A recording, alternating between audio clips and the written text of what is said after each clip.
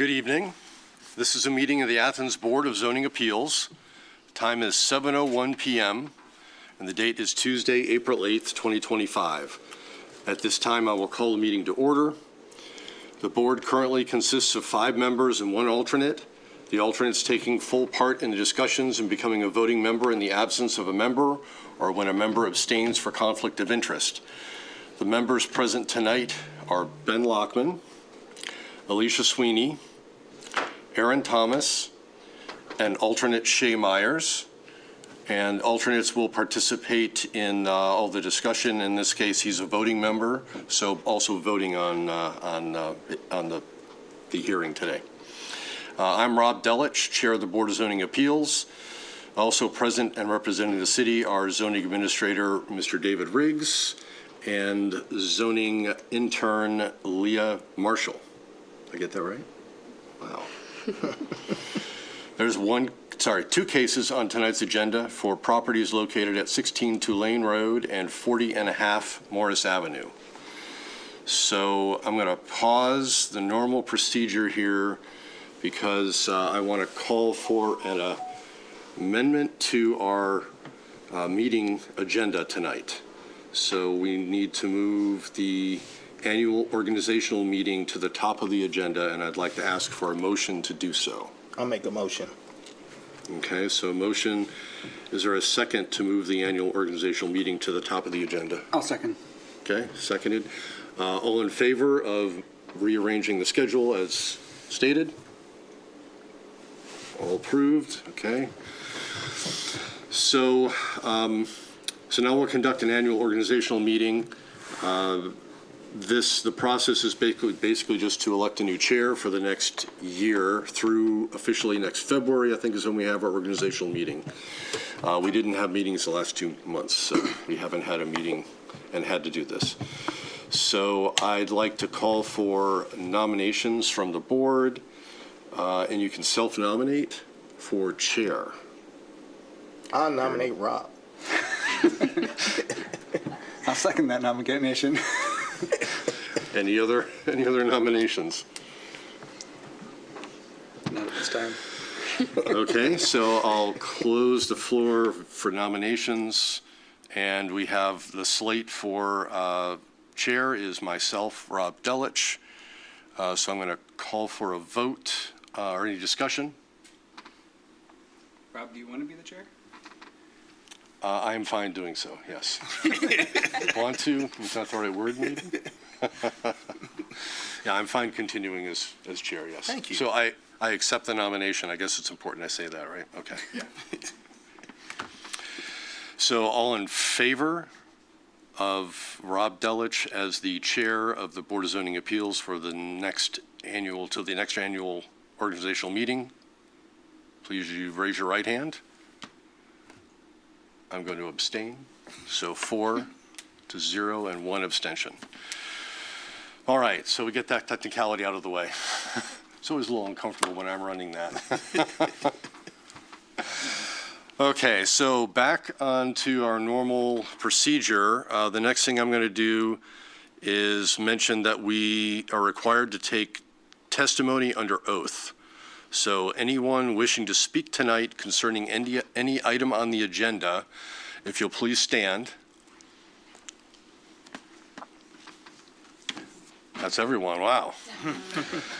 Do you swear or affirm that any testimony you will present to the board will be the truth, the whole truth, and nothing but the truth? Yes. Thank you. You may be seated.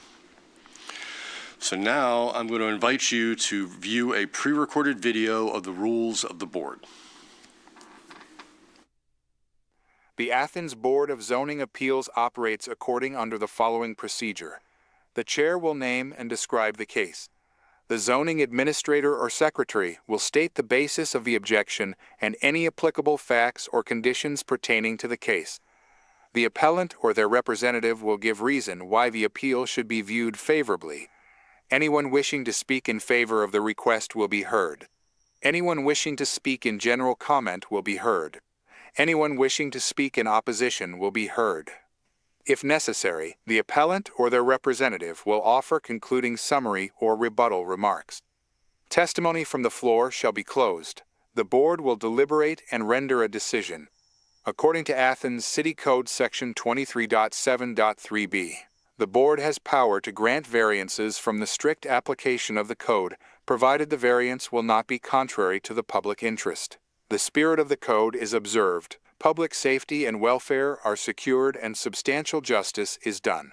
According to Athens City Code Section 23.7.10c, variances from the code shall not be granted unless the board makes specific findings of fact, based directly on the particular evidence presented to it, that the standards and conditions imposed in this title, if applicable, have been met by the applicant. Exceptional circumstances. There are exceptional or extraordinary circumstances or conditions applying to the property in question or to the intended use of the property that do not apply generally to other properties or classes or uses in the same zone. Practical difficulty and undue hardship. Because of exceptional or extraordinary conditions pertaining to a specific piece of property. A literal enforcement of these regulations will result in practical difficulty or undue hardship that is unnecessary to the achievement of public purposes.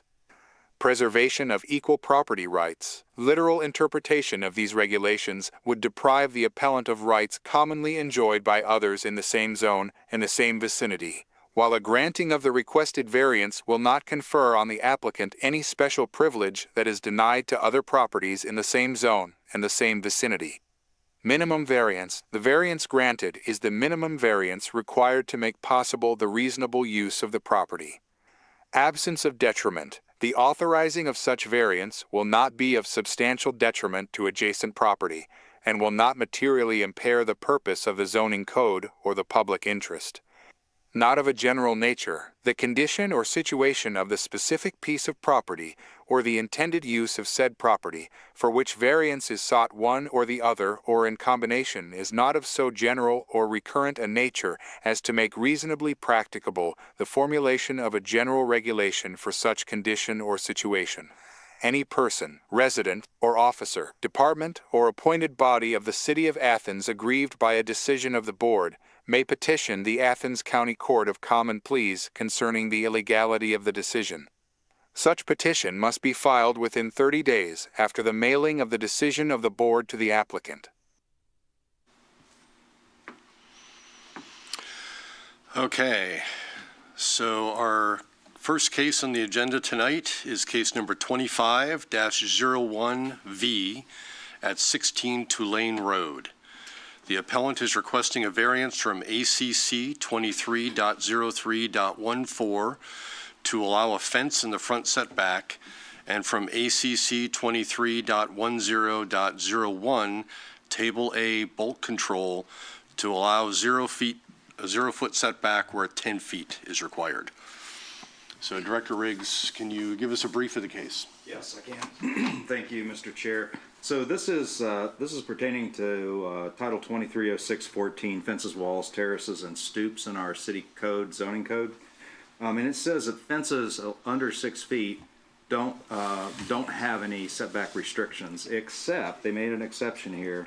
No fence, wall, regardless of height, shall extend beyond the building's front setback line in accordance with these zoning standards and regulations. So what they're asking for is, in our interpretation, in our staff's interpretation, they're asking for a fence in the front setback, front of the house. Now this is a little bit unusual, so I'd like to present a little sketch I made to try to clear things up. What we did, I'll give this to you, Mr. Chair. What we did is we made a determination, because this is such an odd-shaped lot, we made a determination that the front of the house is the line in orange. That actually would be a corner lot because you have McGuffey and Tulane there. So the actual frontage of the house is the little flag lot sticking out on Tulane. But the way we were looking at it, our staff, we think that we're considering that all in orange is the front of the thing, and so step back would be the front setback from that orange line.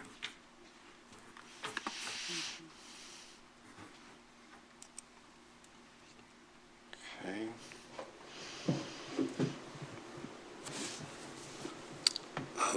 Anything additional? That's all. Any questions for Mr. Riggs? I was actually looking at the fence code just the other day, and I believe I remember something about a fence as it relates to the building line, the front building line. Is there a distinction made between whether or not a fence can be in front of the building line as opposed to the front set, meaning like the front of the house as opposed to the front setback, or does the code exclude it from being in the front setback? It's more of interpretation, and that's why I was kind of saying that's what our office looked at, and you feel free to disagree with our interpretation of that, but that's what we looked at, and that's what we thought would be the front, because there's not a square, it's not a square lot. We thought that would be what we would consider the front, and then the setback would be back from that line. So at the Go ahead. at the flag that comes out, you would essentially, I mean, you would have no kind of like that entire thing would be within setback, and then your setback would extend further into the lot, which is, you know, kind of behind those two other properties. Is that right? Yeah. And then the Yeah. fence location would not, it's Yes. not in that flag. It's, I assume, on the kind of There was property never lines that are street view behind Correct. those. It's gonna be on the, that little triangle, that's where they're wanting to Yeah. put it. Okay. Is this here? So yes, it would not be on that There's not a fence in flag. front, Okay. But there is now. Just like, do you know, this is a very uncommon geometry. How do you know how we end up with this kind of geometry in like Athens City? Like, because you know all the rest of the parcels are, you know, This is a- fairly rectangular. Yeah, this is an older subdivision, and they did some interesting things in some of these older subdivisions. They ended up with like remainders that they never intended to use, and then people would build on them, and that's how you end up with a geometry like that. I think there's also some topo issues there with the ditch Yeah. along Tulane and McGuffey. That probably had some influence in that. And McGuffey Lane actually has some pretty wide right-of-way from the ODOT limited access highway stuff that came in. So ODOT had some influence in the right-of-way on McGuffey Lane there. I don't think it was in this portion of McGuffey Lane, but some of that's pretty wide. Yeah, it's quite wide.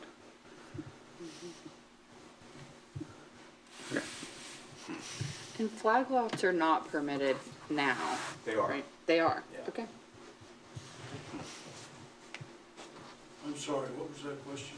If flag lots are permitted currently?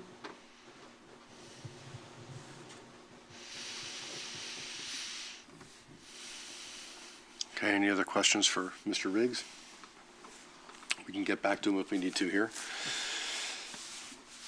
All right, so at this time, I'd like to invite the appellant or their representative to please approach the podium, provide any pertinent testimony, or give reason why their request should be viewed favorably. It'd be good if you identify yourself and list your address, which I assume is the address in question. But Yes, my name is John Brennan, and I do live at 16 Tulane. And it is a weird lot. It is seven-sided.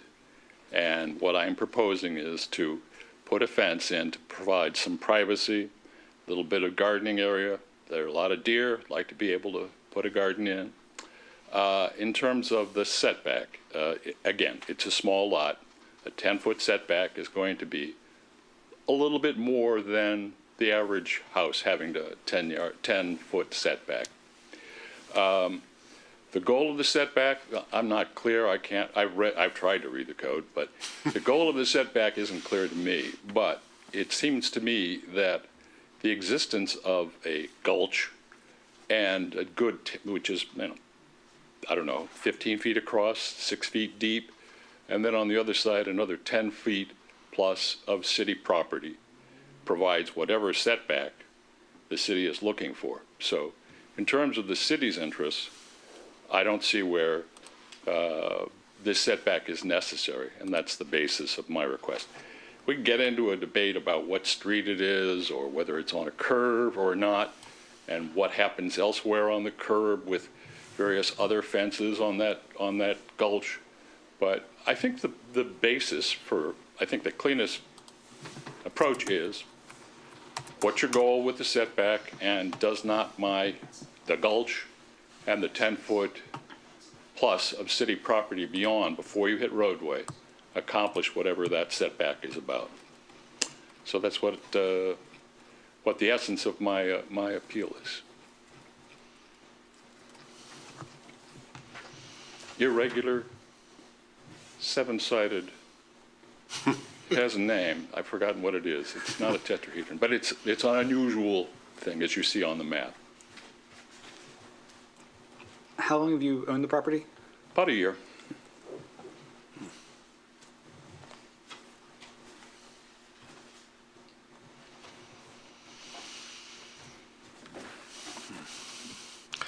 So I'm noticing it looks like the property owner in front of your property owns the piece on the other side of your property. So they're sort of a disconnected parcel, is that right? And they're present? Yes. Okay. So that'll come up, I assume, then, sounds like, okay. It's two pieces of property, yeah.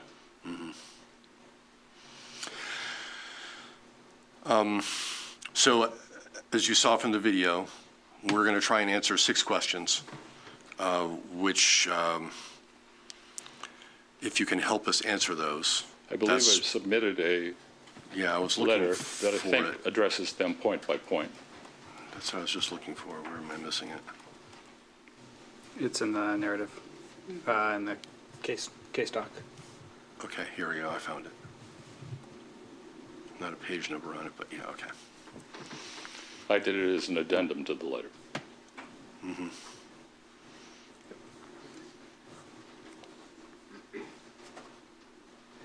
And so I went by your property earlier today. If you saw someone loitering, that was probably me. Again, where the front of the house is, I can't see.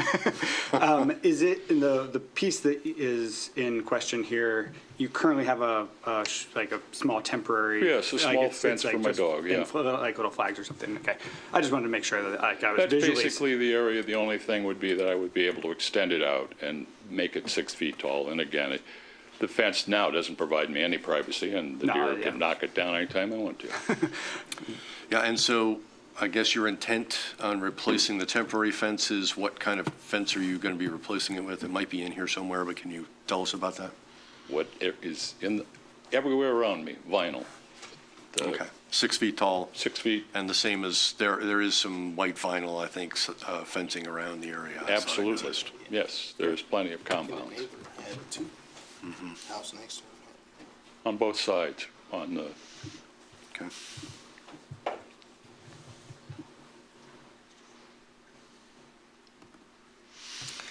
All right, any other questions for the appellant? So if we have some opposition, you're going to be given an opportunity to come back up and counter that if you want to, or could do concluding statements. So one might be calling you back up here. That's fine. Thank you. Thank you very much.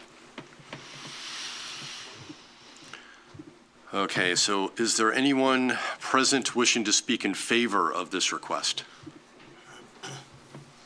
Anyone wishing to speak in general comment about this request?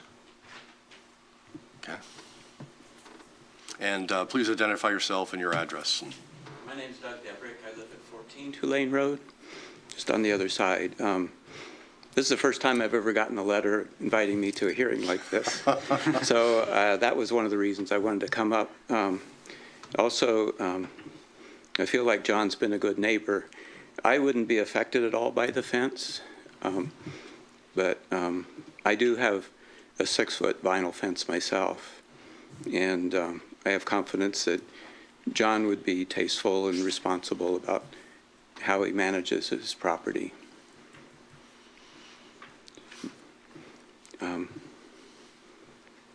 And I guess I was thinking about the setback from the city property, since there is such a wide area there between the corner of his property and the street. It seems like it's exceptional in itself and should be considered. So. Thank you. All right. Thank you for your comments. Anyone else wishing to speak in general comment? Or anyone wishing to speak in opposition? Please Please identify yourself and your address, please. My name is Alan Goldsberry. My wife Stephanie is with me. She may want to say something, I don't know.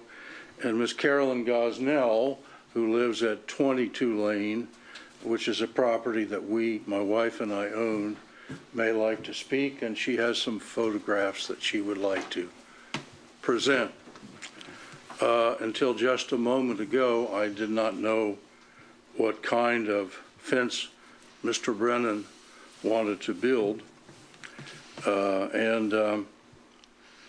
I've not had any discussion with him about this fence. I was informed after he started building the wire fence that's there that he was building a fence, and I came out and saw that he was doing so. I really thought that if my neighbor was going to build a fence, he would at least tell me about it, but he didn't. Also, after Mr. Brennan bought the property, he did a very good thing. He removed a very large tree that was in the area, central area between 22 Lane and his home. That's fine. I'm glad he did it. It was a threat to his property. It was a threat to Doug's property, and it was a threat to our property where Carolyn lives. However, he did not tell anybody that he was going to do this, and large equipment and all was brought in to remove it, some of which parked on our property and caused some damage. He didn't ask about it. It was the guy who did the tree removal that asked about it. I was not happy about that. And the next thing I know is I get this letter from the zoning board saying that some sort of a permanent fence is going to be built, again with no discussion. So I guess I come here a bit suspicious. I acknowledge that if Mr. Brennan wants to build a fence on his property, then he should do so. I don't know why he would want to, but if he wants to, he can.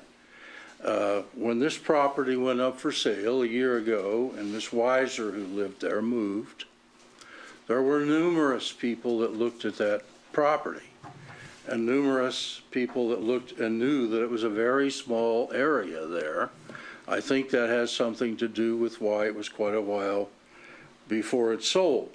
Also, it is very unusual, as you pointed out, because the only way into the property is through an easement driveway right beside 22 Lane. So that's one of the things that probably was a detriment to the sale of the property. It is true that there are some fences elsewhere, including one on our property, which is on 20 North May Avenue. However, at least the reasons for our fences are as much different than what we're talking about here, in my opinion.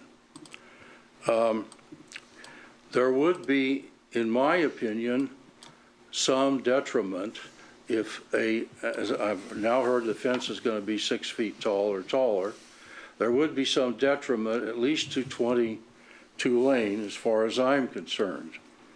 Mr. Brennan is evidently worried about privacy.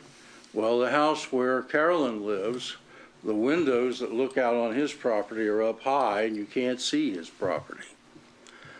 The house behind his property, Doug Wistendall's, is 100 feet or 150 feet from him.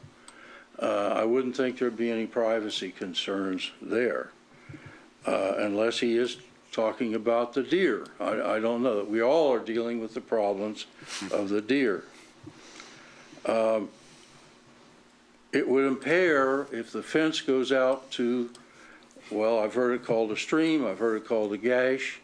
I consider it to be a drainage ditch, which was, as you know, all know, goes right down to Lane.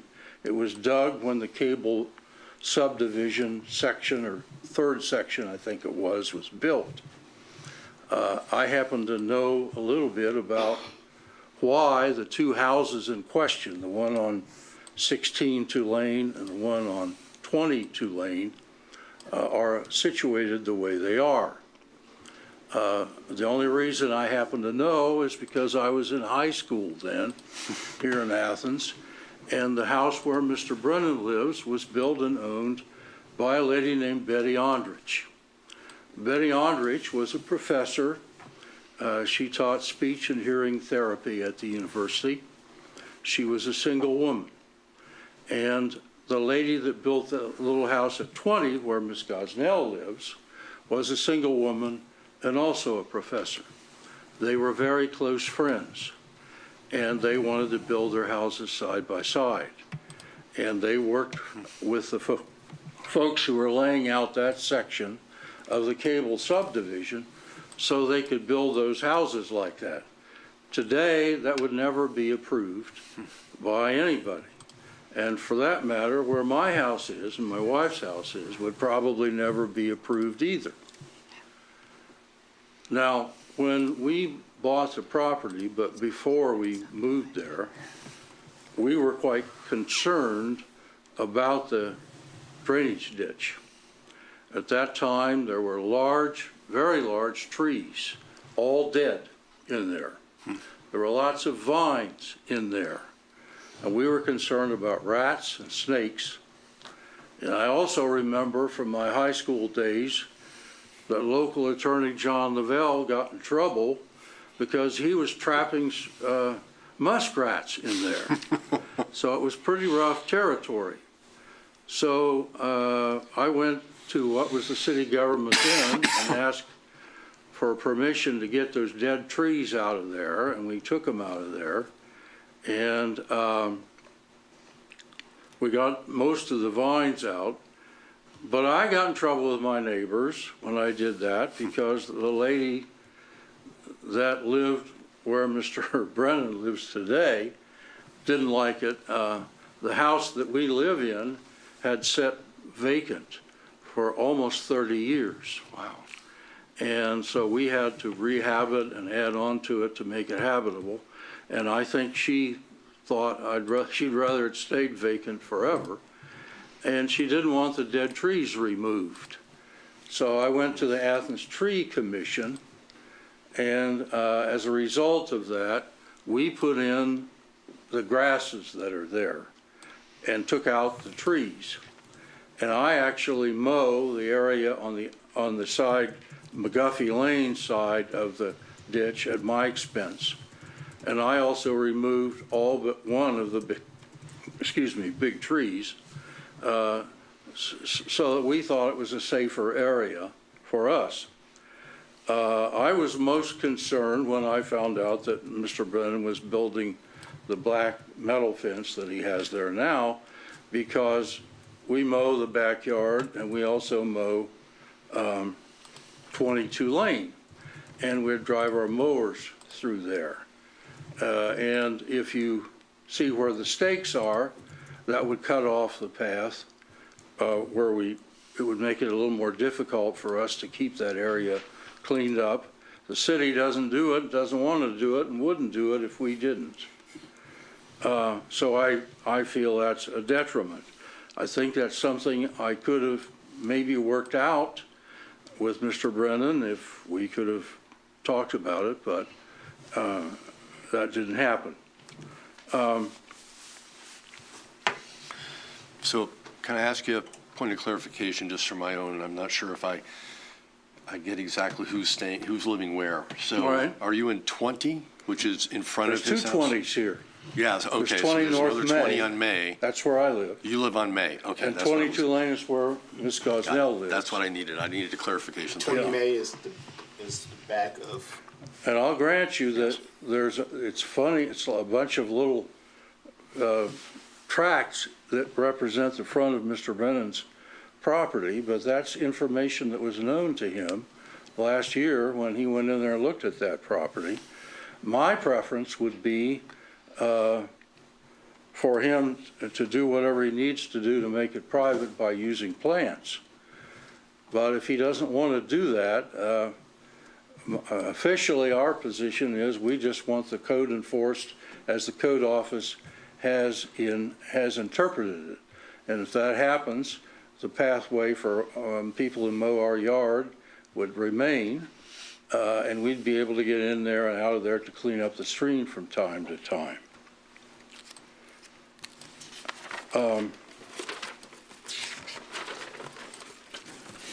Another option would be, I think this would have to be done by agreement, and I don't know that the code office can agree to something like this. That's something Mr. Riggs would have to tell you. But if I couldn't get a 10-foot setback, which the code calls for, which is what I would like to see happen, I'd settle for a 6-foot setback.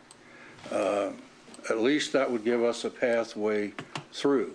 Again, I'm sorry that Mr. Brennan thinks he needs a 6-foot fence for privacy, but again, when he bought the property, he knew that you'd have to go up an easement, up a driveway, where there'd be a house in front of you, a house beside you, a house behind you, and a house almost beside you on the other side. For that reason, I'm arguing for the interpretation that Mr. Riggs gave you. Now, I don't know if my wife wants to say anything, but if she doesn't, I know Ms. Gosnell does. Thank you.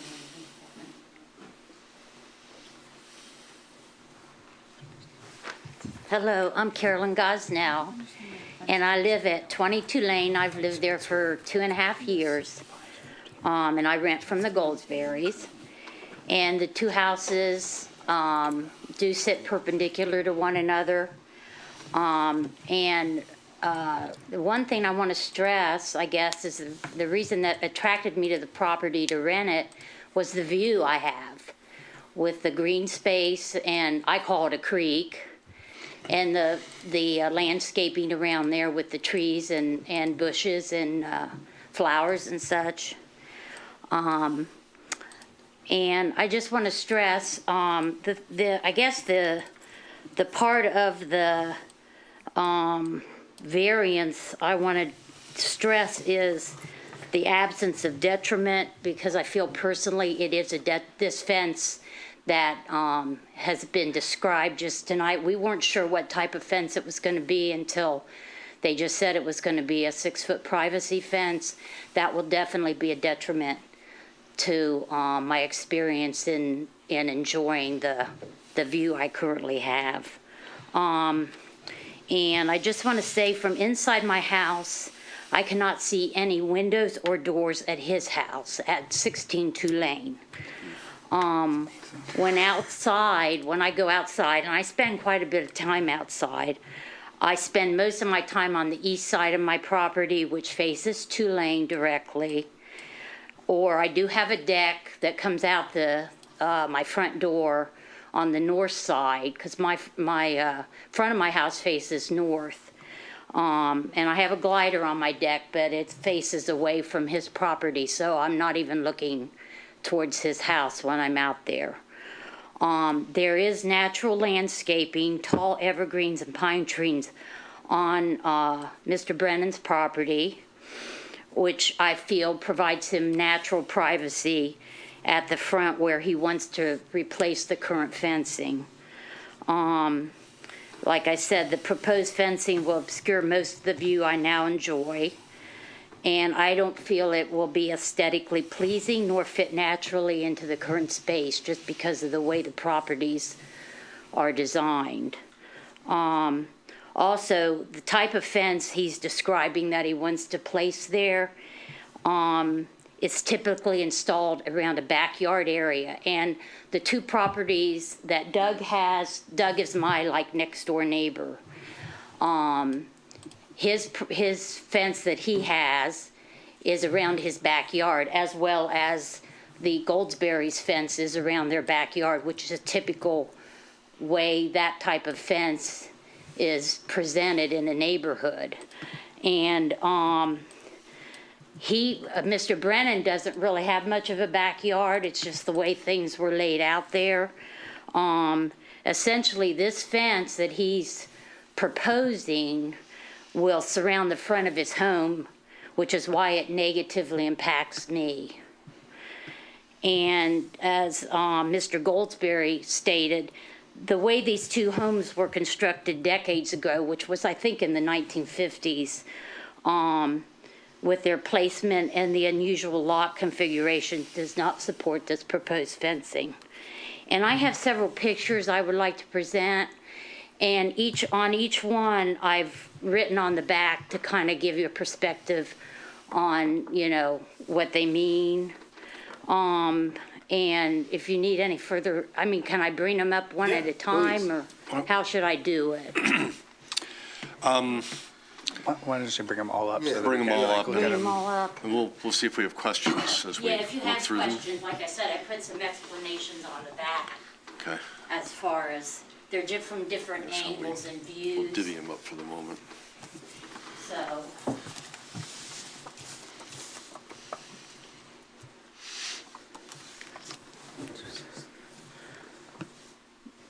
But it just gives you a kind of a real life perspective.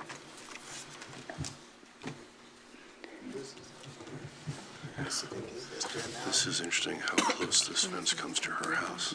This is right, so that's the, I assume, the end of the property.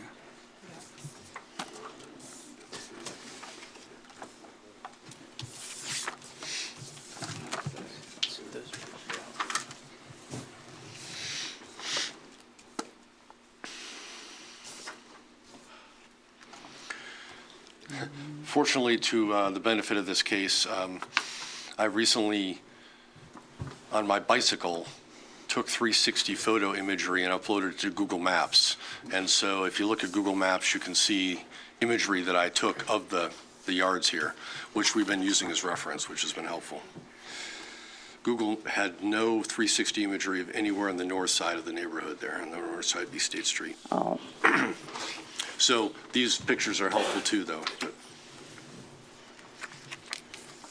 Okay, these went this way, and then this one goes this way.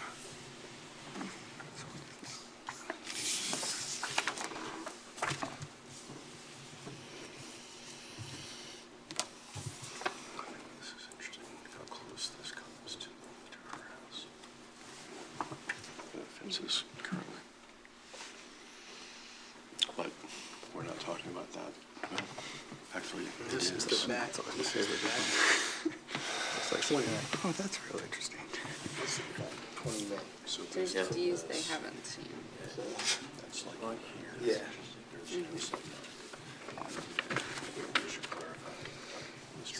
Yeah, that's what I was gonna say. Can we clarify exactly where the fence is going?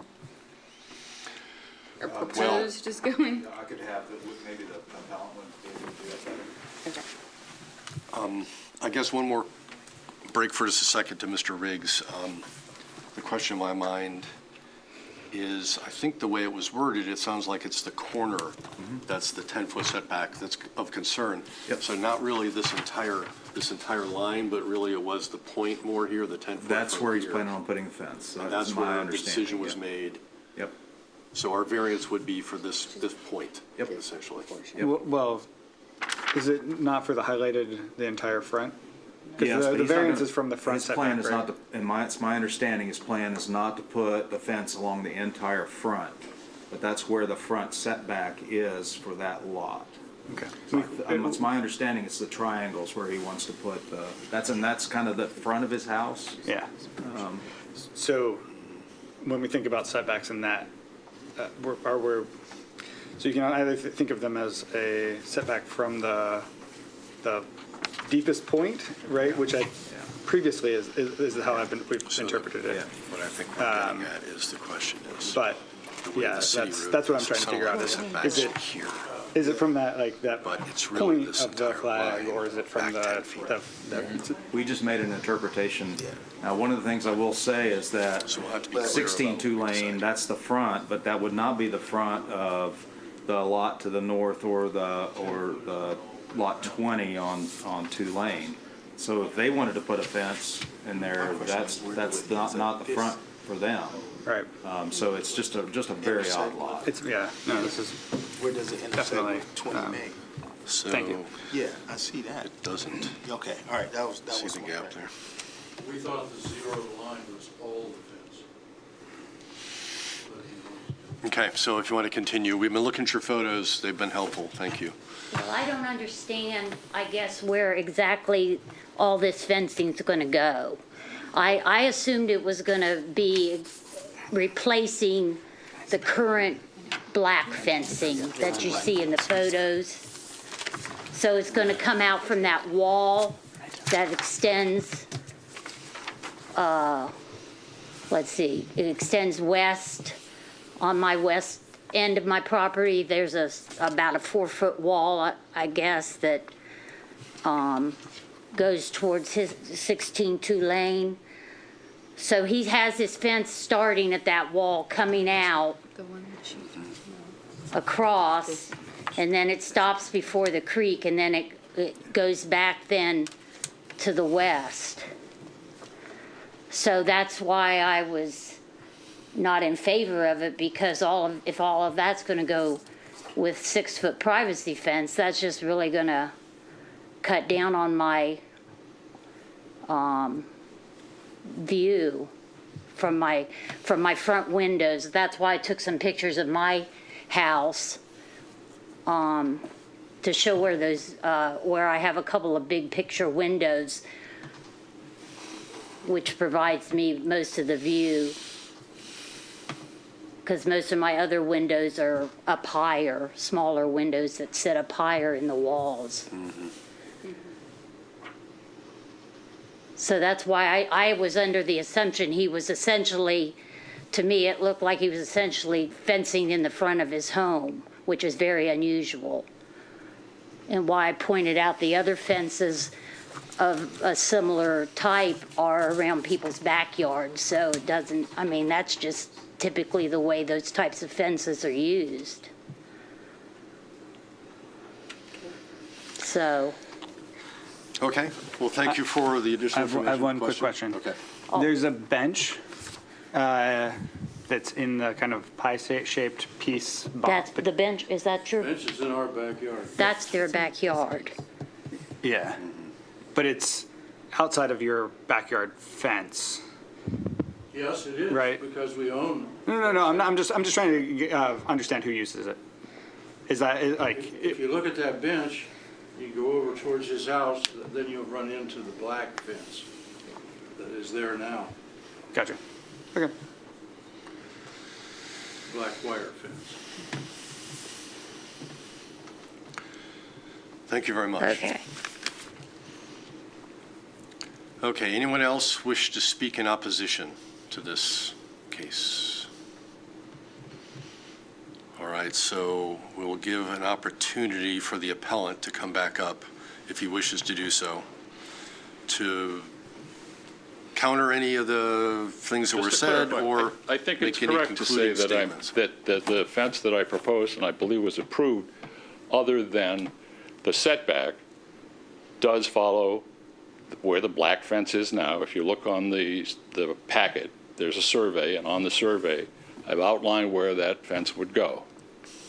In terms of the history, yeah, other people have lived there, used it differently.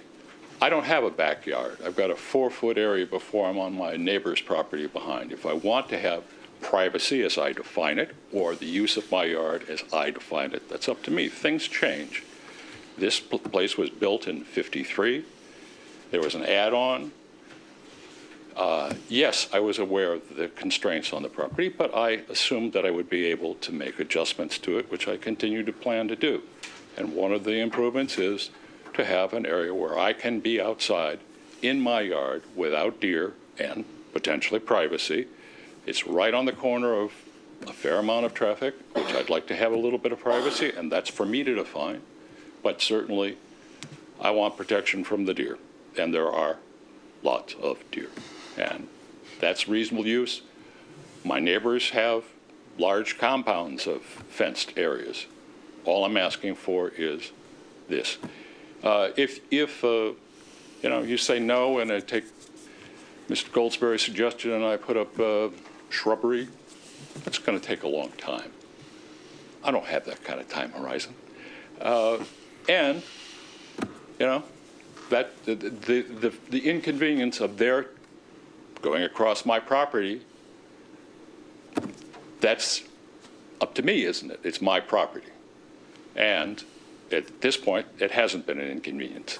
When I put up the little fence for my dog, I left an area for them to go through so the gentleman who cuts the grass can get through. So how far is that from the ditch then, that you've left open? You left a little bit open from the ditch? Wide enough for a mower to go through. Is that your intention with the new fence? Well, it kind of was, but, you know, I kind of run into some interesting observation where someone thinks that I should go to them before I do anything with my property. So there's a little animosity working here, but that's not germane. The question really is setback. So it could affect our decision, I will say, so. That's fine. I can, in fact, make an accommodation, but when I started to put up the little fence for the protection of my dog, I got some shrieking and yelling. So, anyhow. So can you give us an estimate of what the gap is currently from the corner of your property to where the fence is now? And that seems to be I an would guess acceptable. it's probably 3 or 4 feet. Disagree?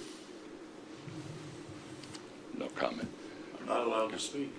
This is fairly Thank you. informal, but yeah, okay. Thank you.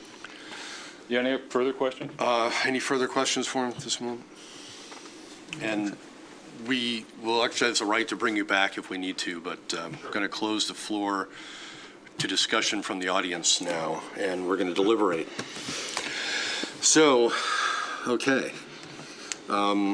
Any discussion before we get into the questions?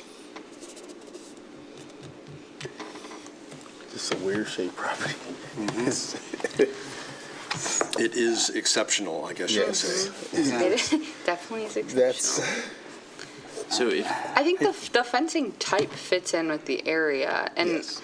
essentially this almost is a side yard. And when you look at the aerial of the other homes that have fences around them, they are also side yards. Although there isn't necessarily a neighbor because some of them are butting a road, it is a side yard, not necessarily a backyard that has a fence. Yeah, I mean, you know, just from, I think, I feel like we, to some extent, have to, like, remove the aesthetics of it from, you know, the code determination as Yeah. well. I think it's, you know, an exceptionally hard job to play, like, neighbor arbiter. And so we have to remove the, like, you know, disagreements between neighbors also from the decision. And I think that is most of the complexity here from my perspective. so my question is like, where is the final fence going to line up? And So here this- as far as This last sheet. right, yeah, that's So I see it that, really so- is on the property line where it wants to put the fence. yeah, that's is yeah.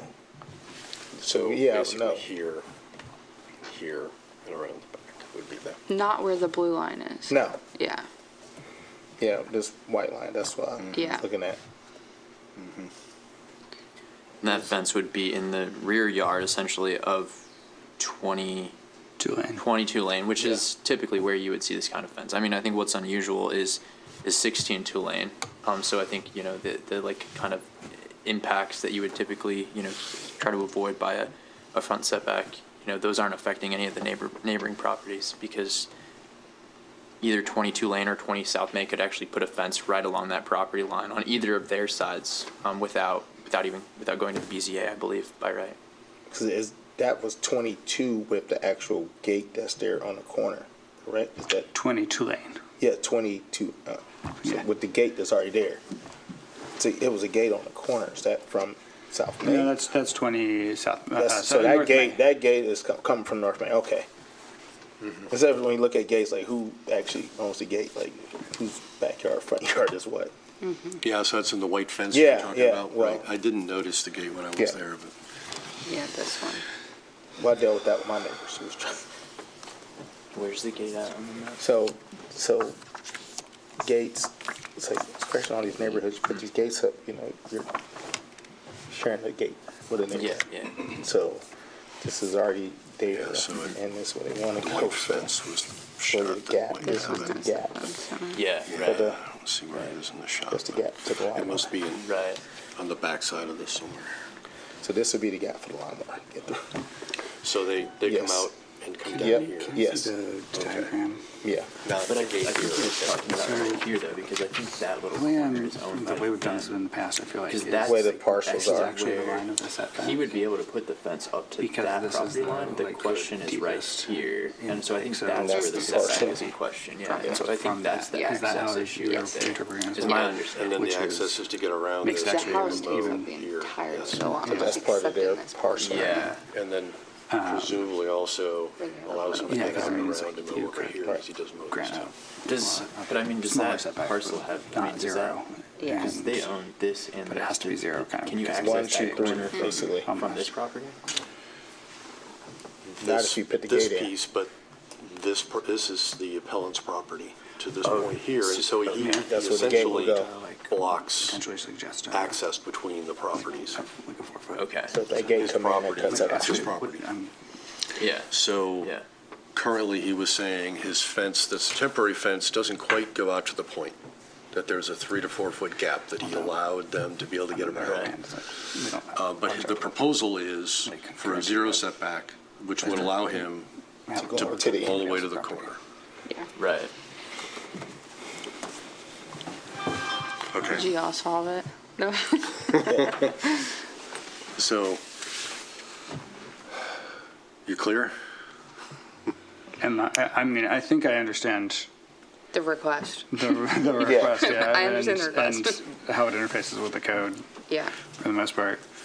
But we make a motion, we can put in, A different setback yes, number. Right. Yeah. We Right. could change it if we decide that that makes sense, or just deny, or accept as is. We have options here, so. We want to go through the questions and see how that falls out, and then we can discuss an amendment or a proposal. Yeah. Yeah, I think that makes sense. So are there exceptional circumstances? Yeah, definitely. Very exceptional circumstances, I think, in the way these lots are laid out, Yeah. and the fact that the property owner owns properties on two different sides of this, and so they have disconnected property essentially, which is also a unique situation. Practical difficulty and undue hardship. So this is with regard to the property, the appellant's property. So he wants to, protect his property and a garden and his pet potentially from deer and provide an area for him to use and effectively use his property as he would like to. Yeah. But is there practical difficulty and undue hardship here for him to do this if we deny this? I think the difficulty is that he doesn't have a backyard. He has a kind of side front corner yard in this kind of interesting orientation. So I mean, I think what he's trying to do is to use that as someone might their backyard. And So then practical difficulty is the essentially configuration of the lot again, and that this, yeah, to use his property in a way he would like to do so because of the practical difficulty, this is what he's asking for. Okay. Preservation of equal property rights. Other neighbors have fences, Yeah. The same lot of fence. same kind of fence. Yes. I mean, it's definitely not the same orientation, but this fence also isn't impacting their property in a way that would not be unusual for that kind of an orientation. On 22 Lane, it's a rear yard, and 20 May, it's a side yard, and typically you would not have any ability to control if your neighbor puts a fence up to that property line.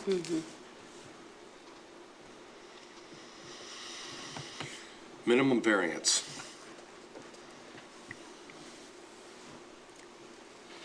I think this is a hard one to say whether it's a minimum or not, but I mean, there's not a whole lot of space. Just that turn, that peak, just kind of, a little shape just kind of throws off everything. I mean, I guess there's a potential that there could be a small a greater than 0, setback, Setback. but still less than 10 potentially, right? Which I think is kind of what the current temporary fence is built in that configuration. And that's sort of my feeling, is that this may not be the minimum variance that's been requested here. I think a variance that seems more reasonable would be something like what the temporary fence is, so maybe a 3 or 4 foot setback on that point is what I have in my head. But Split the difference, 5. It's right. maybe 5 feet. And is that point going to really affect his use of the property? I'm not sure. Well, if it would, I think but it could have some detrimental effect, which is the next question, on the neighbor's use of their property too, although it's his property, so. Yeah, right. Keep that in mind. Yeah, I don't think it's his responsibility to provide access. There's no easement, right? There's no easement, right? I think if there was a setback, it would be a setback all along this line, the like frontage line, right? As opposed to being just at the point, right? Like that's not something the code really has a way of specifying, I don't think. Yeah, although could we specify that setback from the point rather than the entire line? I think that's was my a Riggs question. Yeah, that was my question. So, Mr. Riggs, you get where we're coming from? Setback from the point itself rather than the entire line as a potential minimum variance instead of. You could do that, and that's the way you would describe it, as a setback of X number of feet from that corner point. And 0 And 0 everywhere else. everywhere else. Okay. All right, absence of detriment. I mean, there's some concern from the neighbors, right? Anybody's want to state your feelings about if it's an actual detriment? I mean, the concern is mostly like, it's been a convenience to be able to access through, Right. through the appellant's property, right? Which I think that's hard to say that's, that. It's been a neighborly Thank thing you for very a much. while. Yeah. Yeah, it's hard to make an argument to prevent him from his, essentially rights based on, an inconvenience that is, or a convenience that is historically, the neighbors have had access to. Yeah. I will say that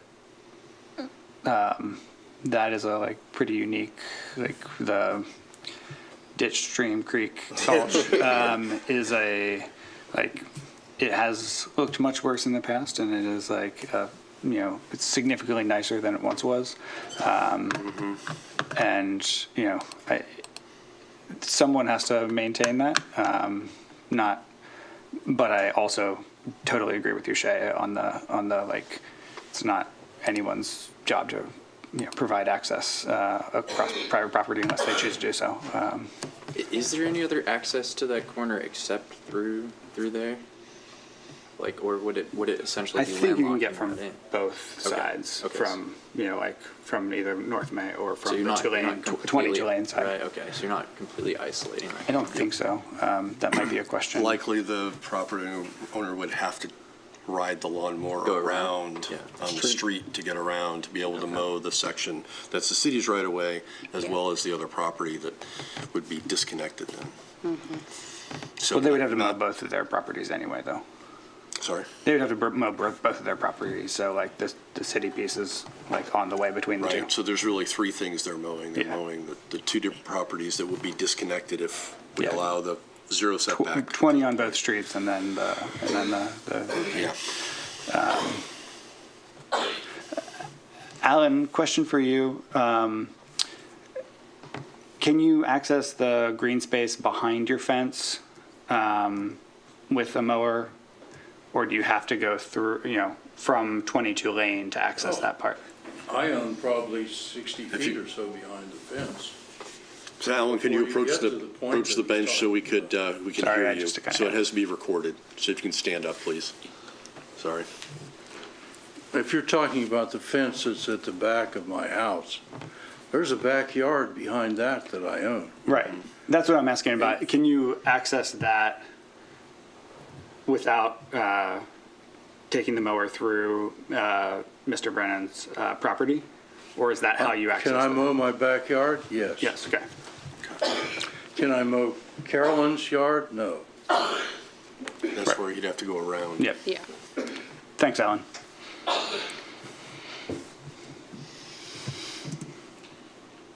Okay, so I don't know if we have a clear answer on absence of detriment, but Get on Athens property. Yeah, I think that's a, not of a general nature. I do not see Certainly not. this in this I'm not sure you situation. could have this one anywhere else in Athens. All right, so if someone would like to propose a motion, I don't know what your thoughts are. So we've discussed some things. So somebody interested in proposing a motion? So with the motion, if we do want to, try to figure out how to word where the peak is on that. Is that the term, the peak? Rob, Survey point. Okay. Rob, can we ask the applicant if a variance, like modification is, acceptable to them? We sort of did that, but we can ask specifically. Yeah. Would you like to do that? Yeah, okay. So you're entertaining that idea as well? Yeah, no, I'm happy to bring my. Anyone else entertaining the idea Yeah. of Just putting that stipulation putting a into, stipulation in? Yeah. Instead of just up or down on what's being proposed? correct. Yeah.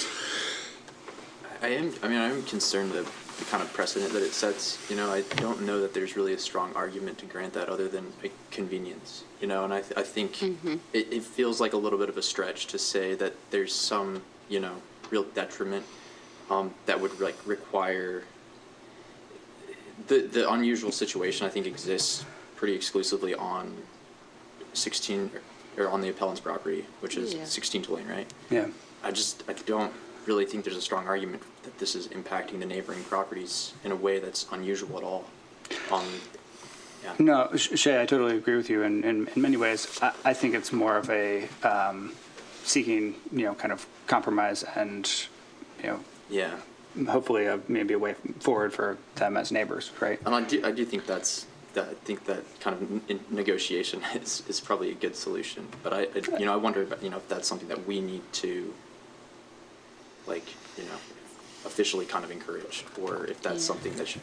Well, the thing we run into is it's either yay or nay. If we do 10 feet, it's Right. either all Yeah, or nothing. yes or no, yeah. Yeah. But I think we either believe that there is practical difficulty and undue hardship in the fact that the lot is too small and that they should not have to abide by the setback, or they do have to follow the setback. I don't know that there is sort of an in-between, because either there is hardship in the fact that they don't, or there isn't hardship and they have to do it. Yeah, I think it's a question of,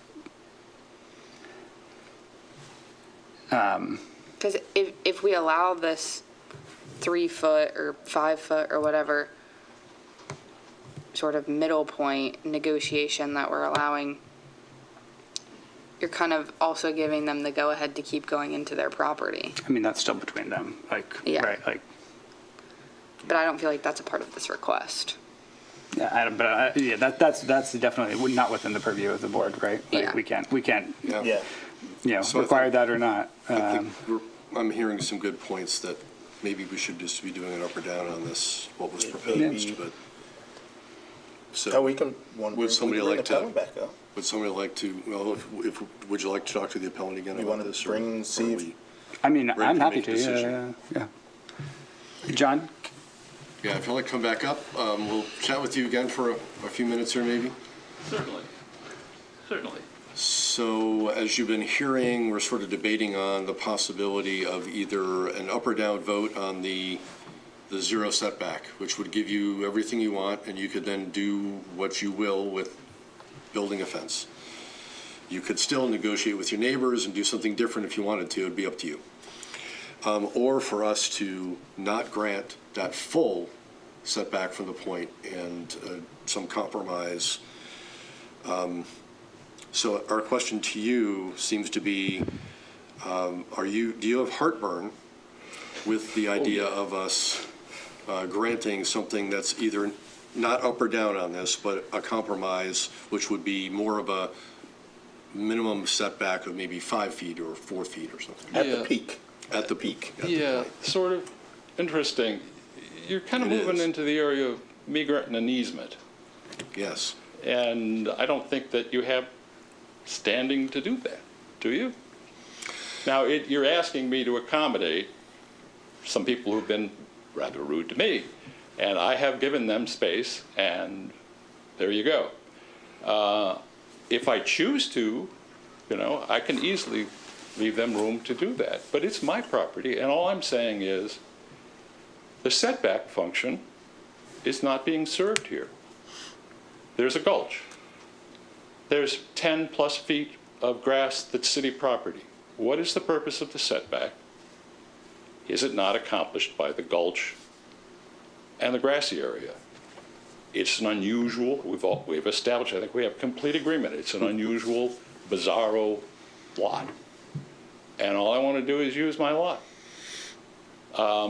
If you're telling me that I'm going to get voted down, yeah, I'll make a compromise, but it's kind of interesting that this is really out of your scope. I think that my argument is sound, that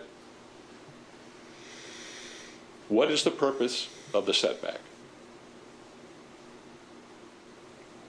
If a 6-foot deep gulch and 10 feet of grassy area that the city owns isn't served as a setback, I'm confused. So, if you tell me that's the only way I'm going to get it, I guess I'm going to go for it, but then it's just an open area. And, the guy coming through cutting the grass periodically, or the neighbor walking to the landlord's property is the only traffic, and the deer. There's the deer. So we don't know how we're going to vote yet, I'll say. I don't have any idea how anyone else is going to vote here, so So we're just gonna I can't keep agree that one where we way or at the other on- until we actually make the vote. But So do you have questions of me? any other questions, Hogan? No. Thank you. All right, thank you. So close the floor again. Okay, so would somebody like to make a motion? Make a motion to request a variance from ACC 23.03.14 to allow a fence and the front setback from ACC 23.10.01 Table 8 bulk control to allow a 0-foot setback where 10 feet is required for 16 two-lane road in Athens, Ohio. Second that. Okay? You said approve to a 0, right? Yeah, I didn't change anything, so I didn't change You just said the, the address at the end, just to make yep, sure it was 16 clear. two-lane road, yes. Any discussion before we take a vote? No, I agree with this. All right, so all in favor, please raise your right hand. And any opposed? There are none. So you have your variance. Thank you. Would you like your photos, or do we need to scan them? Mr. the Riggs, record? put them in the record. Yeah, that needs to be in the record. Okay. Okay. So can the office return them if she requests?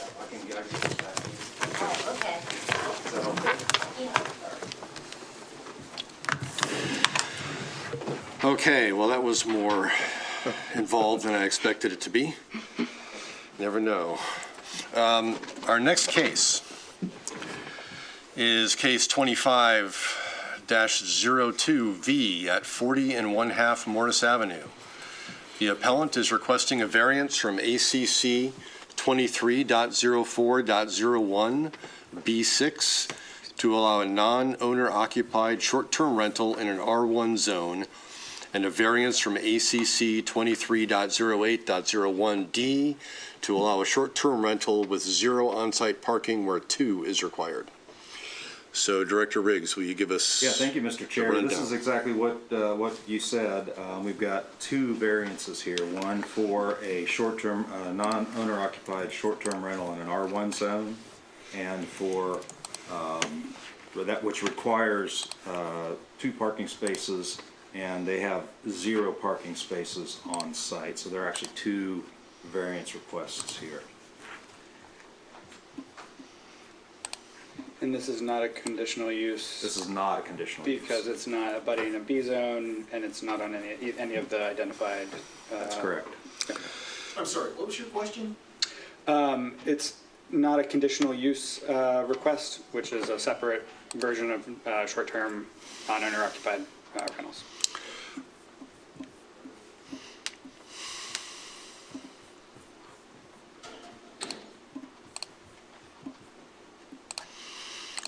All right.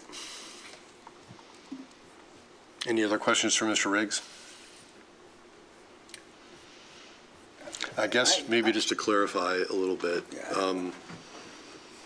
So this is a little strange Again. in that it's considered two separate parcels, whereas they're abutting. And normally when I see this kind of situation on the county's website, they have a little line with arrows across the property line to show that it's the same owner and considered to be one property in some ways at least, right? So can you explain to us maybe why this is being considered a separate property by the city? Is it simply because there's another structure that's a residential structure on it? Or what's the take on that piece? What you would see, one of the things you can't have on one lot is two primary structures. That's not allowed. So that's not the case here. We have a primary structure that's located on one lot and another primary structure located on an adjacent lot owned by the same person. That does not mean that those two parcels are continuous and contiguous. The land hook simply shows co-ownership there. So this is actually a standalone, they could sell it to somebody and you could live in there if you wanted to. Two questions. One is, it's from the narrative, all of the utilities are provided by the other parcel. Is that normal or like? It's not normal, but it's not that unusual here. We see that. So It's not necessarily problematic. Yeah, this used to be a carriage house, I Right. think, Yeah. and so that was kind of the history from that. They just added on, in my understanding, they added on the water and sewer connections through the main. Makes sense. Main house. And then there was alley access previously, but through the East Elementary renovation, that alley was removed. Was vacated in the 1980s, yes. So, sorry, it was vacated in the 1980s, and what do you mean by that? Because So there was an alley there that, and I'll have to look it up, but there was an alley that was vacated by city council ordinance. okay. So because according to the letter, it still existed until the most recent rebuild of East Elementary. There That's was, correct, yeah. so had been vacated in the 80s, but was still, It was still used. it was still used. And then, when city council vacated it, they gave it to the school district? I believe that's the case, yes. Thanks, yeah, it's, So the carriage house, all utilities are all connected to 40, Yeah. Yes. but it's a separate address for the postal service. That's, and 911, yes. Okay, all right. The auditor has. So there is still access behind some of the houses here. Is that still an alley? So not the entire alley was not vacated, Yes, or that's is? correct, not the entire alley was. Okay, so just part of it was vacated, okay. where are you seeing alley? So if It's you, on Google Earth. yeah, so this is imagery I shot this winter, there I am, there's my head. So this alley here, which goes behind the houses, it doesn't go all the way But back it- to the Oh, carriage it's house now. just- Right, but it's not it's just there. It's not actually like platted. It is city alley, city It's a city street. platted alley that's not been improved, or I don't think it's been improved. So who Oh, maintains so it? the auditor does not have it platted on that side of the street. Okay. It starts on the other side of Wallace, as far as like the auditor's website, So who's in charge of the maintenance? Yeah, so looking of at the parcel. right? Like there's no Yeah. part See what you mean. That's the question. which is why I assume Who cleans it? Yeah, do we know if the city, we'll get you in a minute. You'll be able to answer some of the questions we have, that's probably true. Yeah, so is that really an alley still? If it's not on, I have to look at, I'm guess this- sorry, but if it's not on the auditor site, that would have been vacated. Then it's vacated as Yeah. well, okay. All right. It doesn't look like it has connective access anymore, though, to this property. No, it doesn't any Yeah. longer, at least, yeah. Yeah, well, Like, looks like it ends right rebuilt here. the skills going put in the stuff, I Yeah. assume that's when this Yeah, part they of it, looked on the because backside. that little part of the Okay. thing wasn't there. Yeah. So, let's see, sure we the- answered the the question about property the owners two can- parcels, and that's really Yeah. one of the questions is, this seems strange. And so one of the questions is, owner non-occupied Airbnb or short-term rental is what we're talking about here, because it is two different buildings on two different parcels. Yes. Okay. And is Mr. Riggs, or is the other parcel, is it owner occupied currently? 40 Morris? Yes. That's Okay. their residence, it seems. I guess we'll talk to them in a moment. And Any yeah, other there was- questions for Mr. Riggs? The other question is the parking, and the complication with that is, There's Like no the on that utilities- parcel, there's no on-site parking. I believe they have parking available, but it's just not on that site. And the way our code's set up, you have to have on-site parking on that parcel. yep. Right. Okay, If these were, well, I guess two questions. One, is this legally able to be rented right now for long-term rentals? Yes. Okay, and then. Well, no, because it doesn't have the The parking. on-site parking. Okay, Right. Yeah. but otherwise it would be. Otherwise, it wouldn't be, yeah. Okay, So it's currently not, it's not able to be lived in except by owner occupation? Like, if somebody bought it and Right. they were the owner of it, they could live in it, but there's no other way that somebody could necessarily live in it. Like, you couldn't get a rental permit for it. You could get, well, again, without 'Cause it has no on-site parking, you could live in part of it and rent out part of it. That would be okay. That would be Right, an yeah. acceptable use for an R1 zone, with the exception of the parking. Yeah. if these lots were, I think it's continuous and contiguous, right, as Rob was mentioning, if they were, then what would be the barriers at that point to renting it out? Would they then be dealing with the fact that this would be an accessory dwelling?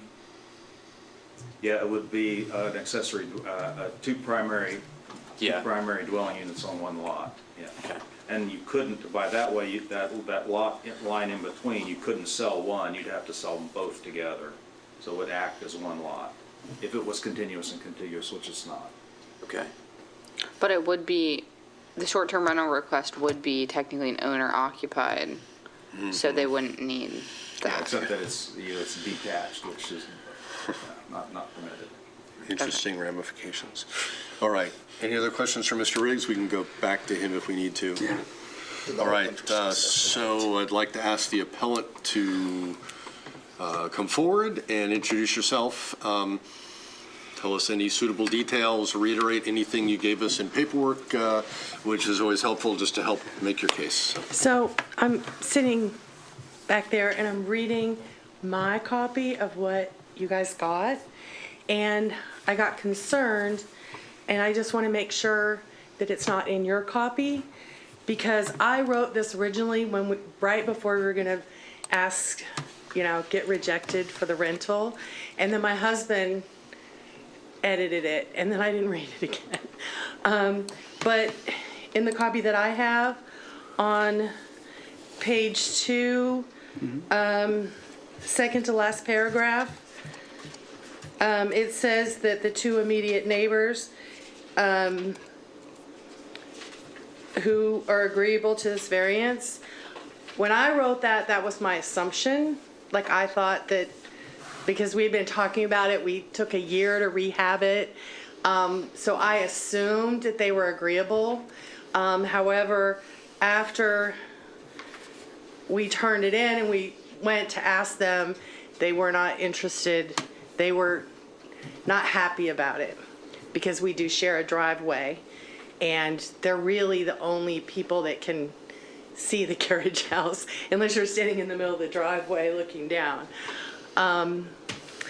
So I just want to make sure that's not in your copy because that's not correct and is not true. Okay, thank you for clarifying that.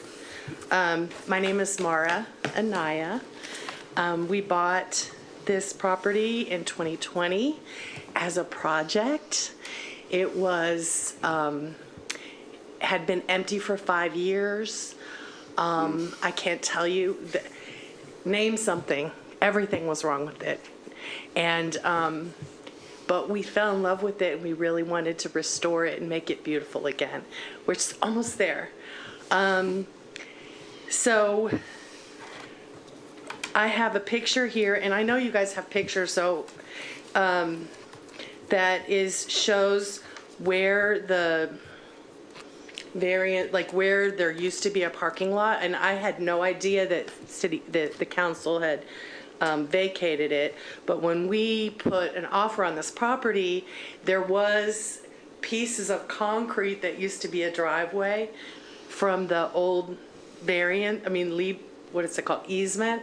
Mm-hmm. And so, assumption, I was assuming that wasn't gonna be a problem, parking, blah, blah, blah.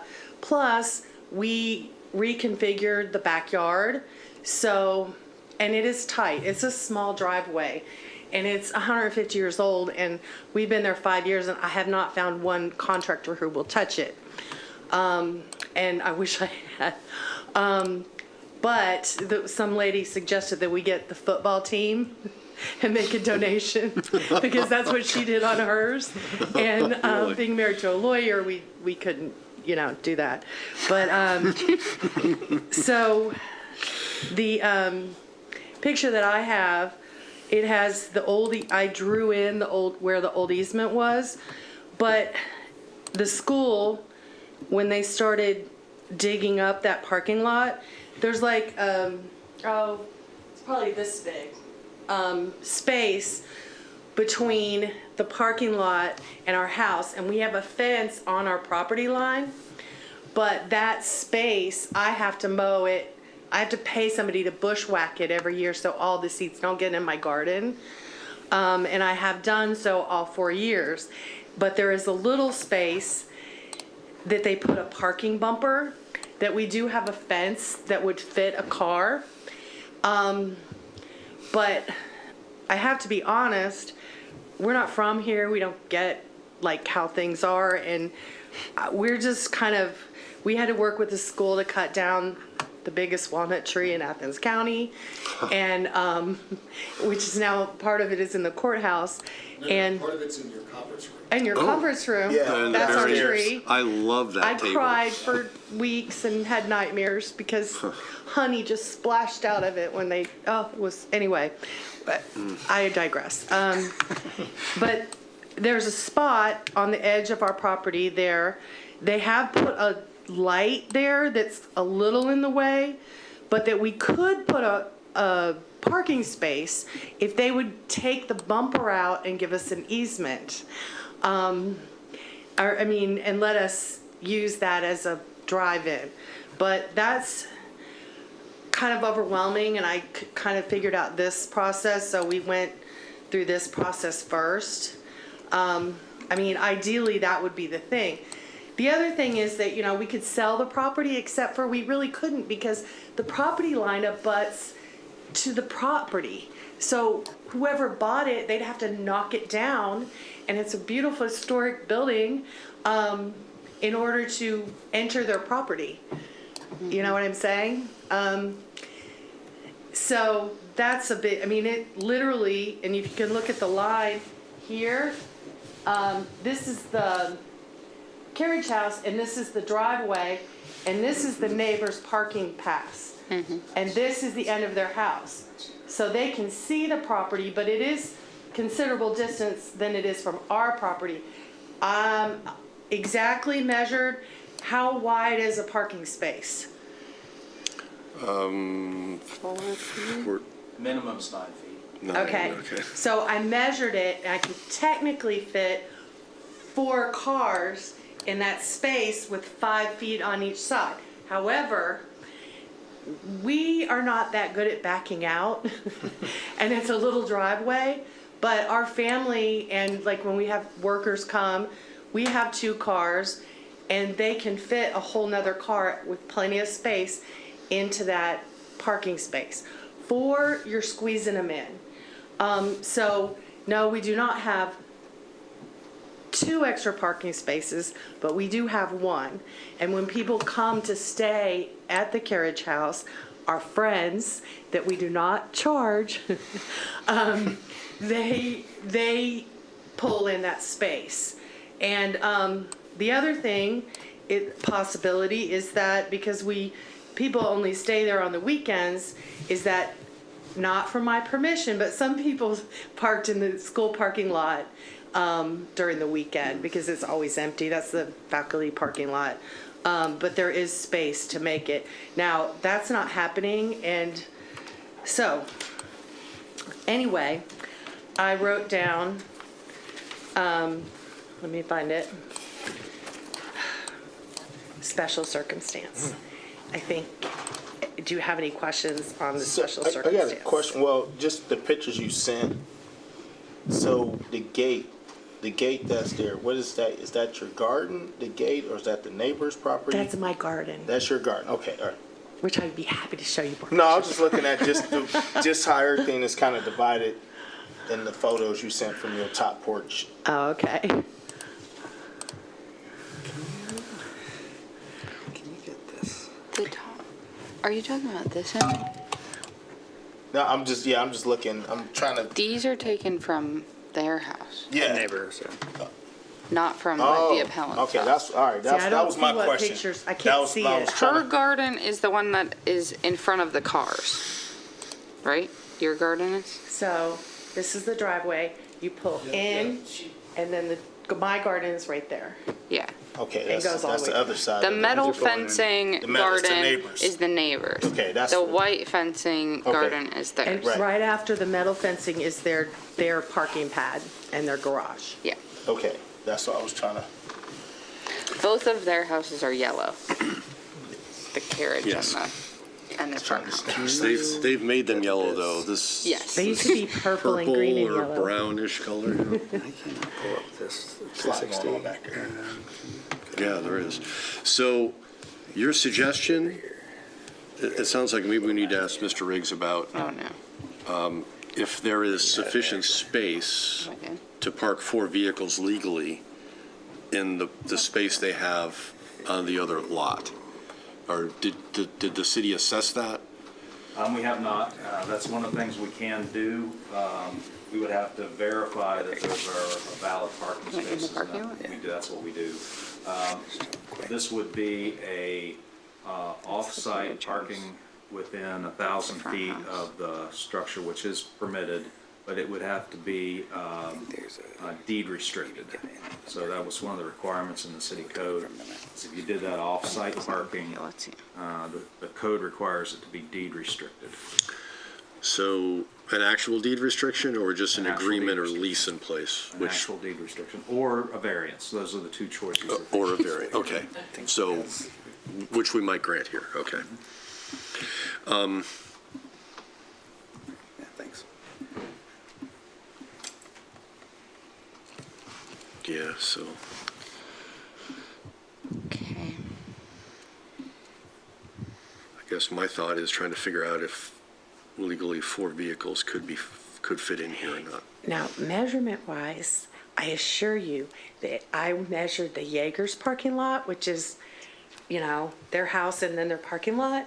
I measured their parking spaces, and I measured out 4, of the same size. Do you know what I'm saying? With space, between the house and between the carriage house fences.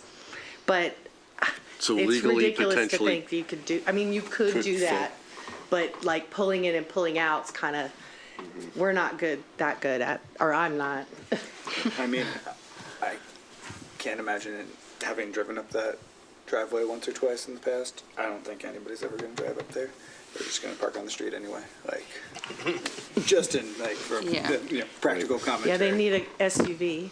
Yeah, on-street parking is available typically in this Yeah. area too. How many bedrooms is the carriage house?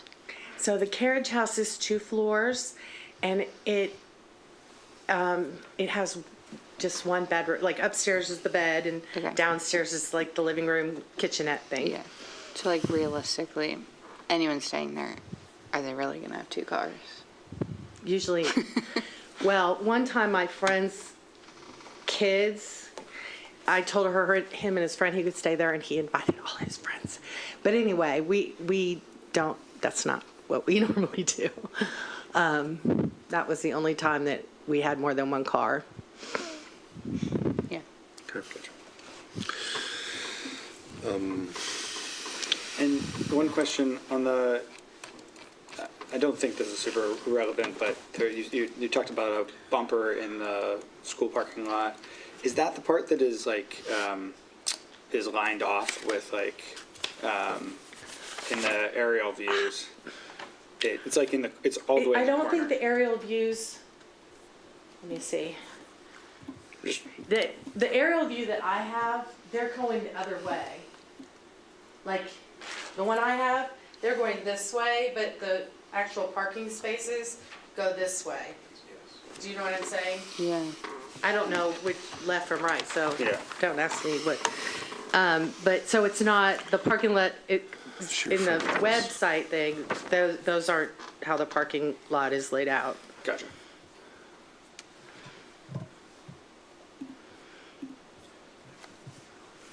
Yeah, And there's a basketball court over, Is she referring to this? I don't know if you can see talking about this, which is, which is like a concrete, this Oh, yeah, that's, section here, it's like a concrete pad go back to with, that. Is that the old driveway they took oh, out? you're looking at the brand-new imagery. Yeah. That's from, got the fancy imagery over that's the here. really new imagery. It was just flown in It's so much better 2024. than Yeah, it is so like much anything better. on Apple or Google Maps.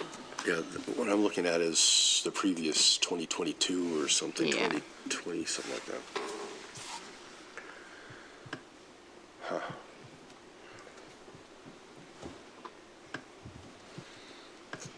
So yeah, there's like space behind, but accessing it doesn't seem to be an option. Yeah. we've accessed it with big trucks for like mulch and stuff. I mean, it's a problem for us that there's no access. So how'd you get in there with the big truck? Curious. Did you They come in backed up and went over the park, I think. I don't know, but they backed up. the parking lot from the school? Well, see, there's that little space there in my picture. There's that little space there. There's one area that's flat at the bottom by the end of my property. And we've gotten in that way. We have a gate that's like opens that could fit a car because we were hopeful. Then we were really bummed when they put the parking bumper up. So, yeah. I mean, eventually, I think that needs to happen, but that's not where we are at this moment. All right, any additional questions? Go ahead. I'm still not quite understanding where the bumper actually is. Can you Can I come? Yeah, you can come up and just show me. Sorry, I'm not. Yeah. It's that spot downstairs. Yeah. So, wait, Okay. I gotta look at it from my view. Okay, so this was the old easement, Yeah, that's where. and this is the parking lot, and Yeah. there's like a little, it's smaller now. It goes here, that was where the walnut tree is. Okay. And, this, So it's right beside the kids' it's right garden. here, and we Yeah. can fit a car there until they put the bumper up. Gotcha. Okay. Thank you. So she's referring to like here. Yeah. If you guys So don't see that. we've been talking about the parking, the variance request for the parking, but part of your request is also for a short-term rental, and we haven't really addressed that. I What- apologize, well, I was talking about the special circumstances. sure. But I've can got you 6 speak other to- things here. Can you speak to that and why what your argument is for us Well, to the grant special that variance? circumstances are that we could not without, that could not be sold as a separate property for someone to live in, number one. Number two, I get out of bed every day and look at my garden and see the property. When people stay there, I can see who comes in, who comes out. I'm very mindful that, oh, is that light still on? You know, we find it's part of our house. When we have guests, which we have on a very regular basis, we see them. Quite honestly, that's why we want a short-term rental, because we want to be able to control who goes in there, and we don't want someone there all the time because we want to be able to use it too. And so that's one part. Also, they raised the taxes pretty significantly this year on that parcel. We pay extra water. We don't use it hardly at all, maybe 1 or 2 weekends a year, but we pay water, gas, and all the electricity on that parcel, even if we don't use it the whole month. So it's expensive. And the other thing is that you can see the property. Yeah. So that implies it's separately metered? That's what I was asking earlier. It's not. The gas, I'm sorry, Tony. The gas is separately metered, everything else runs through 40 Morris. Okay. Yeah. Thanks. That's about the address and the metering. So everything get billed to 40 Morrison. So I didn't even know that. Yeah. So, But I mean, yeah. and then as far as the mail, is the mail delivered to 40 Morrison or is it 40 and a half Morrison? Well, that's nobody's address but ours. Okay. Like, all right. you know what I mean? Like, Well, nobody we're lives looking there. at 40 and a half on. Yeah. It's not on the auditor's site. Do you know if it was previously had Addresses, some, yeah. like people living Just in 40 might just be and So 40. previously, of course, it was a carriage house for their horses. Right. And then the woman who lived there for like 50 years that we bought it from, she had a sewing business that she ran out of it. And I think her one son stayed there for a while. It was a mess. Yeah. I mean, we had to put new It wasn't- floors. It Yeah. hasn't been in any recent memory. Yeah. Like residential unit. Yeah. Is No. mainly what I'm getting at. Okay. Thank you. No.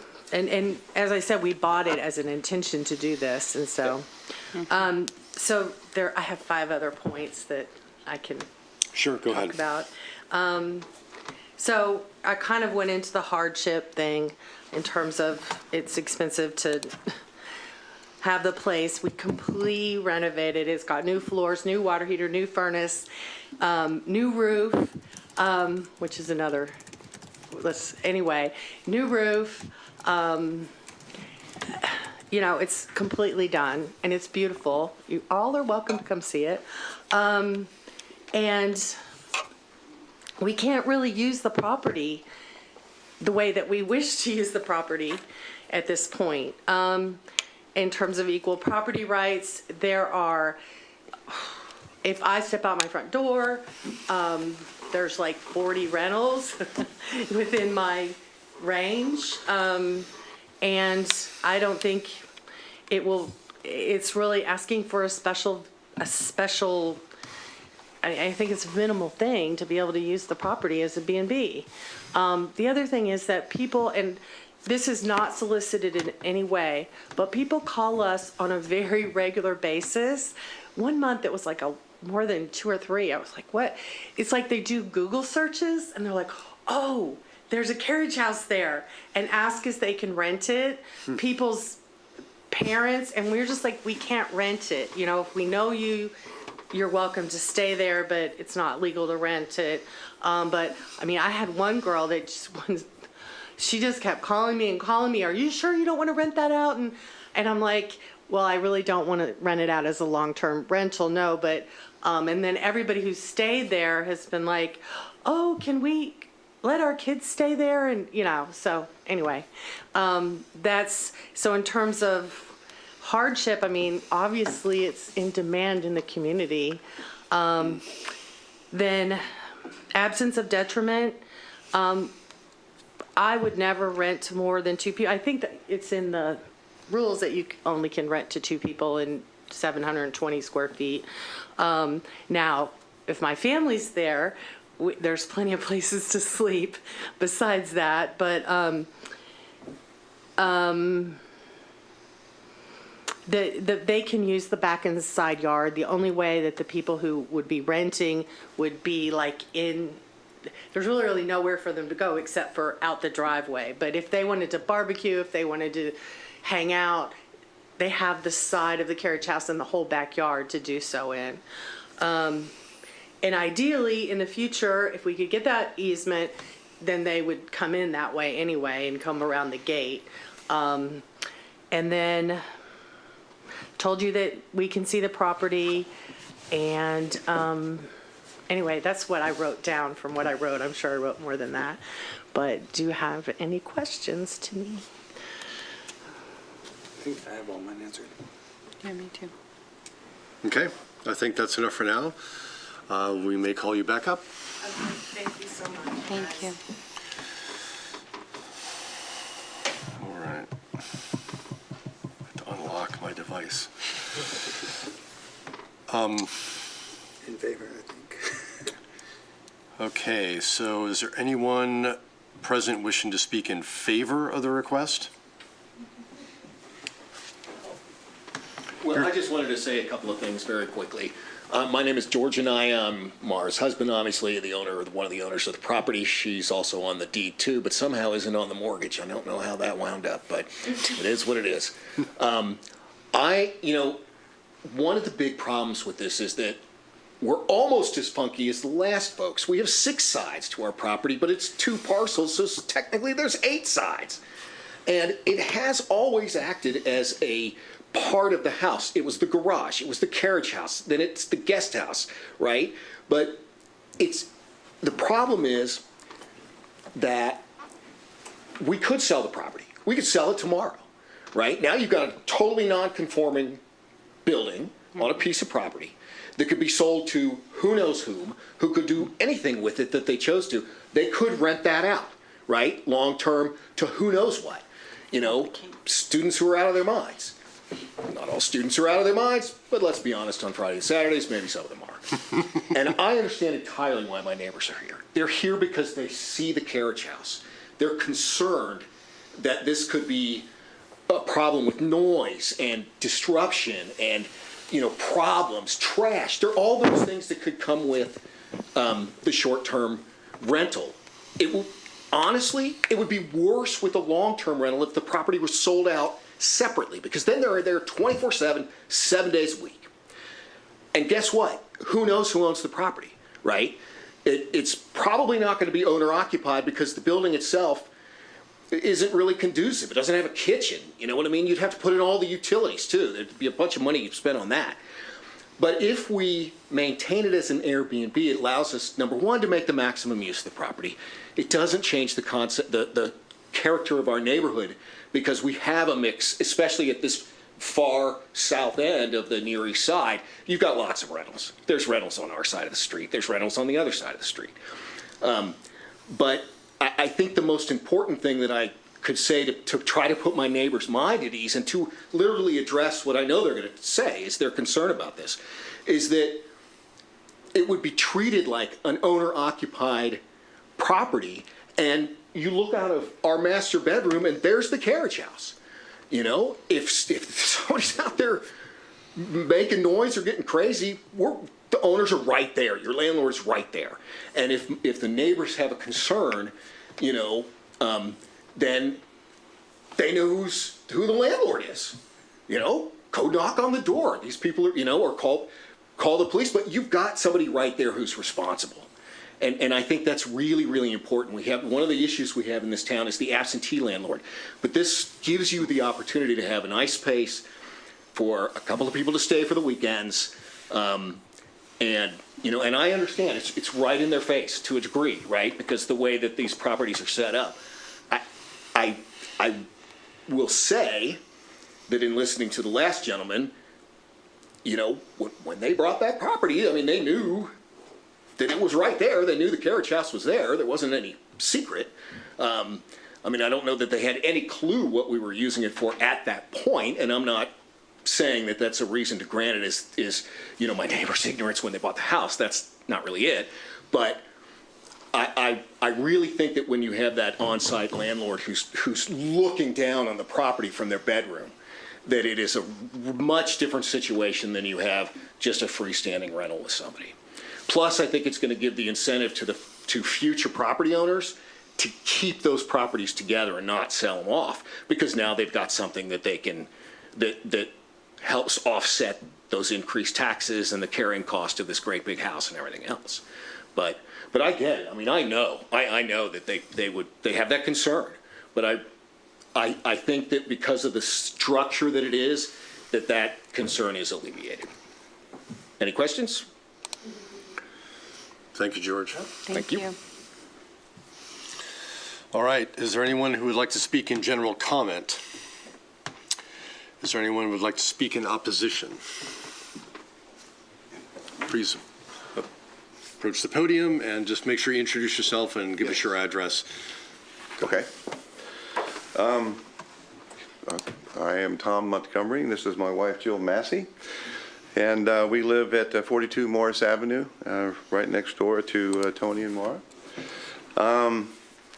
And there are some concerns that Tony brought up that, yes, that is part of it, but that's not the whole thing. So in this particular case, we're not even sure if expressing how we feel about this even has any bearing, but as we're the immediate adjoining property, greatly affected by this, we at least wanted to have the opportunity to voice our concerns for such an allowance and be presented and considered. So succinctly, we're not in favor of this for the following reasons, and these obviously aren't code reasons, but we would lose all privacy in our backyard, back porch and parking pad from whomever stays in the rental. Not a big deal, obviously, when there's an owner-occupier with whom you have a good relationship seeing into your backyard. It's very different, however, if there's a revolving door of unknown renters, to us anyway, which is the norm for short-term rentals.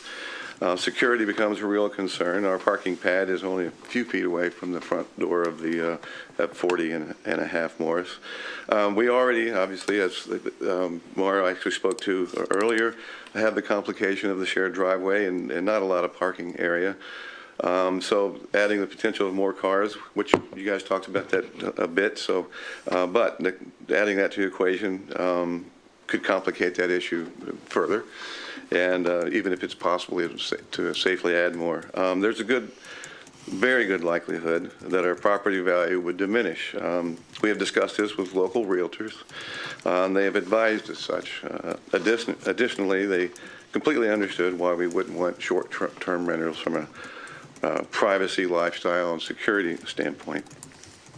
And if we needed to sell our house, the rental could very likely become a sticking point for the same reasons that we've listed.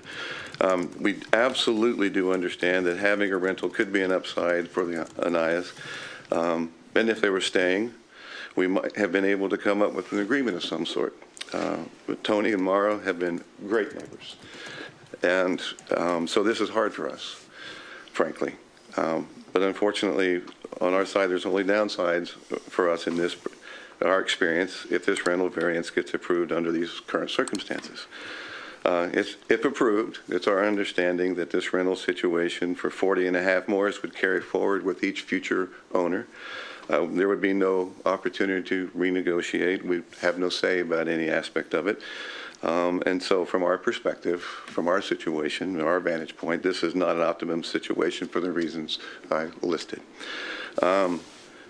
For what it's worth, when we were in the process of considering buying 42 Morris, we asked our realtor at the time whether the 40 and a half Morris structure was a rental, and we informed that it wasn't. It wasn't zoned to be one at the time, and that was true. Had we known this could potentially change, we probably would have definitely passed on the purchase of our current house for the reasons we have mentioned. We have communicated these concerns to Tony and Laura. We understand, obviously, you're familiar with the property, and sounds like you have some great Google shots and stuff and everything. So I did provide a few pics. I think you referenced, maybe you have those. So really, it's really not more complicated than that. Did you want? I do. Yeah, okay. Can I defer to my wife, Jill? Sure. So just one point is you sent us a letter and we received that. Yeah. You pretty much read it, just what you just did, right? Uh-huh. Okay, that's fine. I'm not criticizing Yeah, it yeah, at yeah. all.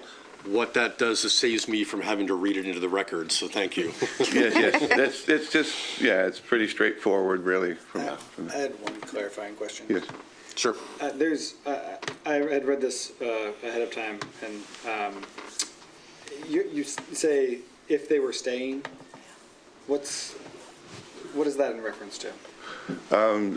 It's our understanding that they may be leaving, selling the house. They told us selling the house, so that's why I said that. Okay. Yeah. Thank you. Yeah.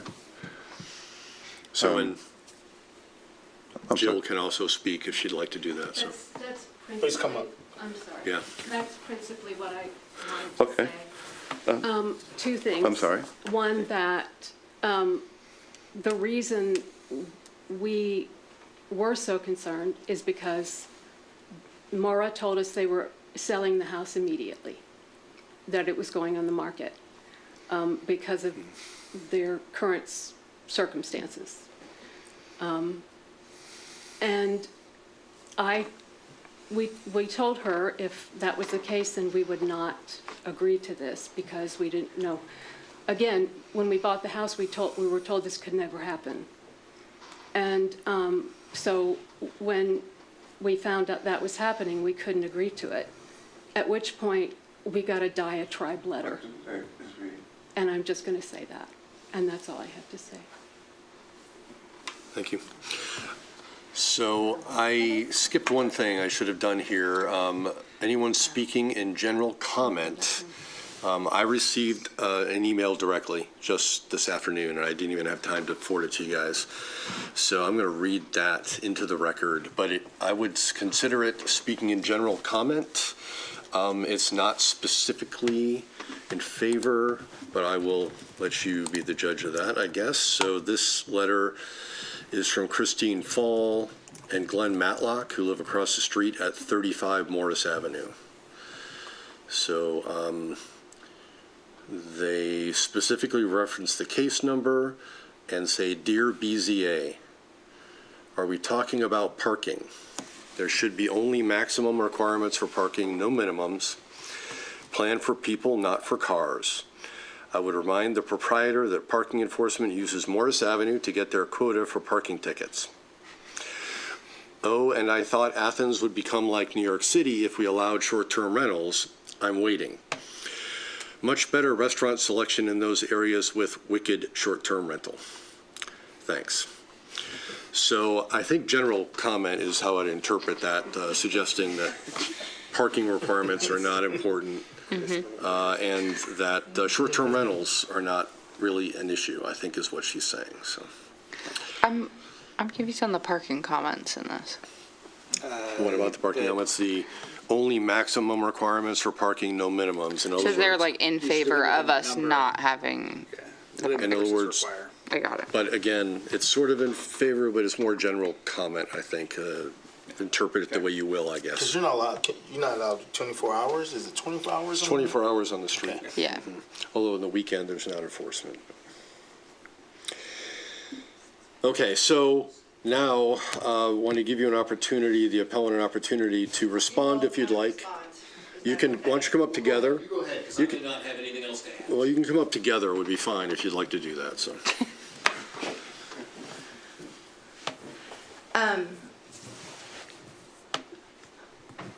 I guess I'm just, I mean, it's one of those things that I felt that my neighbors were my friends, and when I told them something might occur, they totally changed I've been telling them for 2 years that was my intention. So I'm shocked, and it makes me really sad that,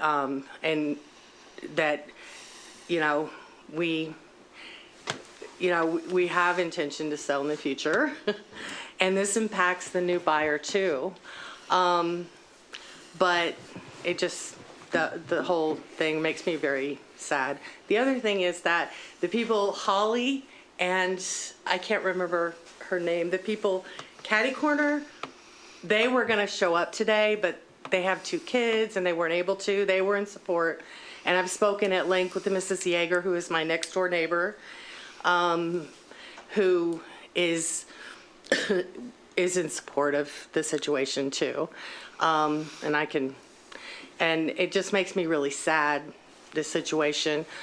There were bushes around their yard before like tall bushes that gave them complete privacy that they tore down when they moved in. And so it's confusing to me. It's kind of hurtful to me that, we had a circumstance that we were going to have to sell the house and then they turned on us.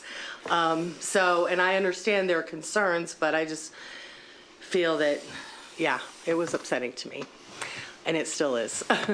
So that's my rebuttal. And that's a personal, emotional. Go on. All right, I just wanted to say a couple of things. One, there was discussion about property values. I don't see how this could possibly lower the property values because it's going to increase the sale price of our house way beyond what we paid for it, probably beyond what they paid for their house, driving their property value up. It's only likely to drive it up.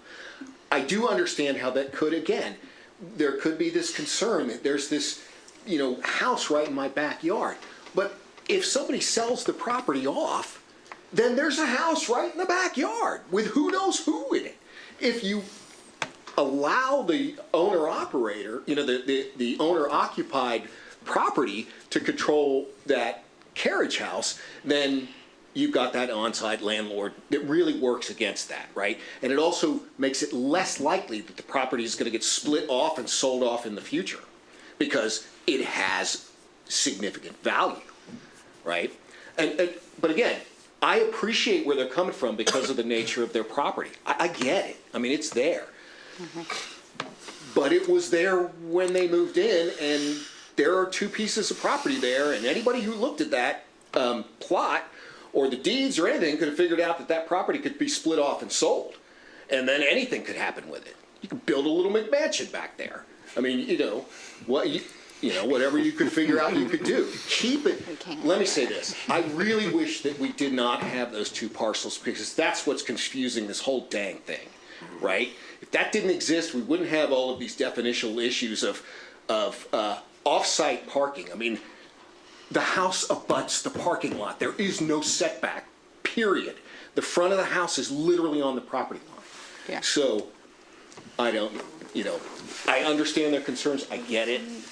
I appreciate, honestly, the fact that they didn't object because they felt that we were going to remain in the house, and they've been really good neighbors too, and that their concern is the next owner, right? And I get that because they don't know who the next owner is. It could be a jerk, right?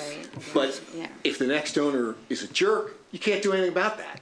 If the next owner rents to jerks, you can do something about that. You call the police and you say they're making noise. You call the landlord and say they're making noise. You file a complaint. There are appropriate responses to it, and you're going to get much better response because you got that on-site landlord. And without any further questions? I mean, I think, I don't know that it materially impacts anything too much, but are you currently planning to sell the property, actively, or? It's not on the market. We've got to finish up some stuff in the house, and then we are going to put it on the market. We are. So, and that was their concern, right? Because they knew us. It was like, oh, if it's you, well, we like you, we trust you. It's the unknown that's problematic for them, and I get that. But I think if you grant this and it acts like an owner-occupied short-term rental, right, then there's some significant protection from what a lot of other people experience living right next to rentals. So I got a question. We keep talking about that separate piece can be sold. Is it taxed separately? Yes. So yes. It is. So. And in fact, $76 a year. we filed a request for the variance, but then didn't follow up with the appeal, and several months ago. And after that got filed, then they changed it to non-owner occupied. It had been owner occupied forever, for as long as I know. And then all of a sudden they say, oh, it's not owner occupied, so we're going to increase your taxes. Now, I understand, nobody likes paying taxes, but it is what it is, it's gotta happen. But if you're gonna increase the cost of that property, the property owner, it's only fair to let the property owner maximize the value of the property themselves, right? I don't mind paying the extra taxes if there's money coming in to pay them, but just carrying a piece of property that's, so. And anything else? So It's just that it's two separate pieces of property, but they still share the same utilities and the same address. Yeah. That's the part they keep throwing the wrench. Yeah, and I don't know how if they separated them out, you would have to run everything but the gas to that back property. And you'd have to disconnect it from 40. And I don't even know how you do that with a sewer. yeah. That'd be a $100,000 dig job. And if it was a rental, like just a long-term rental, they would need a variance for parking on it.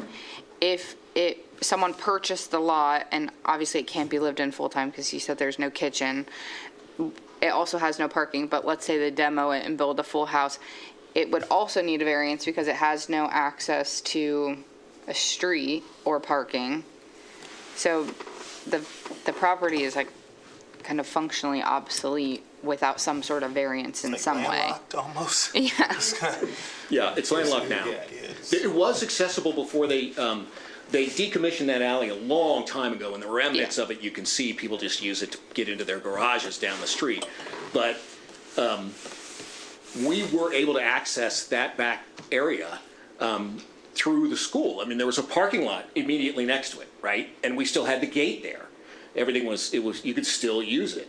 And that's where the concrete was that she was talking about that had been all busted up over the years. But there was access. Now there isn't. You could, like she said, pull up one parking pad and that could be a driveway to the back of the house through the back lot, through the school parking lot. All right, thank you very much. Thank you. Close the floor for discussion at this point. Yeah. Okay, I'm always surprised with some. I know. how complicated things get. Well, it's just that neighborhood especially is we get the weirdest plot maps for that part of town. Near East Side neighborhood, I live there on Morris Avenue down the street. It is a weird, it's an old neighborhood. My house is 100 years old, so there's a lot of old lots. And I don't want what I said to be taken as like fully supporting this by any means by saying that it's kind of functionally obsolete, because I do think no matter what happens with the property, this has to go to a variance. So in some way, like if they sell this property and someone else purchases it, it might almost be better to come back as a variance for what it actually might get used by the new owner. Does that make any sense? Could it be a will we have to grant a temporary? Because it don't stay with the owner, it stay with the property, correct? Yeah. And that's why I feel hesitant about this, is because if we grant it, then it is going to stay a short-term rental. If we don't, whoever the new owner is can decide whether they want it to be short-term, long-term, or tear it down and build a new house and seek a variance for one of those three things for what they actually want it to function as. Although, question for Mr. Riggs about that is if we were to grant this, we're granting a variance for the parking.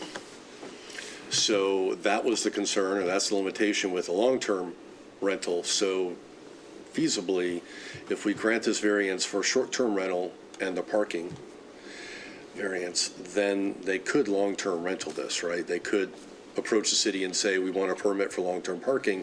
Is there anything else they'd have to do other than be able to qualify for the permit?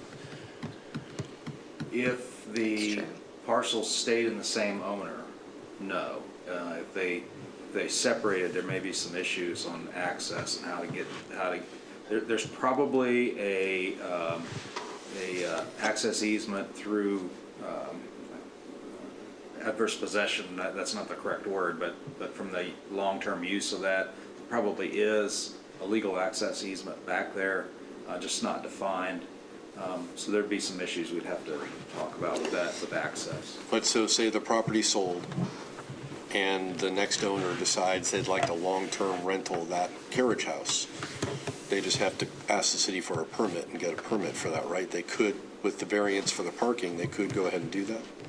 Depends on how you give the variance, but yeah, so if you gave a variance for a short-term rental use of that, and you gave a variance to the property for zero parking where 2 parking spaces are required, that variance for the parking could be used for short-term or long-term rental. I wouldn't think that they would need to come back and ask for a variance again if they were changing from short-term to long-term rentals. Do we have to make 2 separate motions since it's 2 separate variants or all that? We've done 2 in the past. can- We Yeah. just have to Specify. specify both. Yeah. Does it make sense to split them up here, though? I mean, they're sort of intricately linked. Well, I think if the parking is approved and not the short-term rental, they could rent this, that would solve the kind of main issue with this property, which is that the carriage house, which is built out as a residence, is not able to be used right now. That would solve the issue.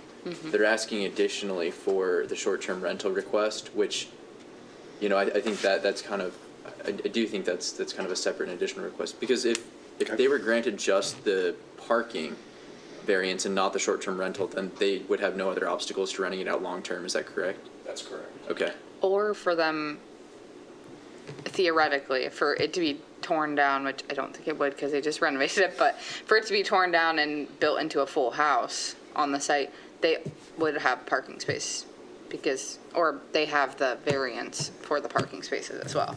Well, that would assume that It only requires 2. both parcels were still owned by the same person. Not necessarily. Not necessarily, because you're just granting that it doesn't need parking on the Well, site. for a them rental. You're granting them a variance for 2 spaces. You could grant a variance for off-site parking, but I didn't think that's what you were looking at. I thought you were No, we haven't talked about that. We're saying, by granting that, the parking variance, we're saying no matter what happens on this property, we are not requiring them to have parking spaces on it. Up to 2. Up to 2. If they build a ginormous house that requires more, I guess maybe not. But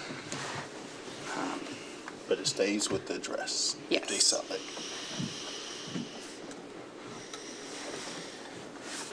So it sounds like separate motions might make sense here. Yeah.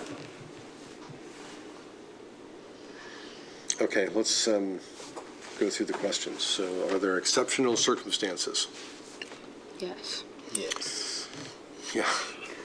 Clearly designed for an alley access and the city. Access, the Gave that, fact or that the 2 vacated that properties. 4 years ago, right? Yeah. Is there practical difficulty and undue hardship? Yeah, I think The they tax described situation. that there's taxes they're paying in addition on this property, and there's no way to recover those. The way things are currently, that's one of the reasons they're asking for the variance.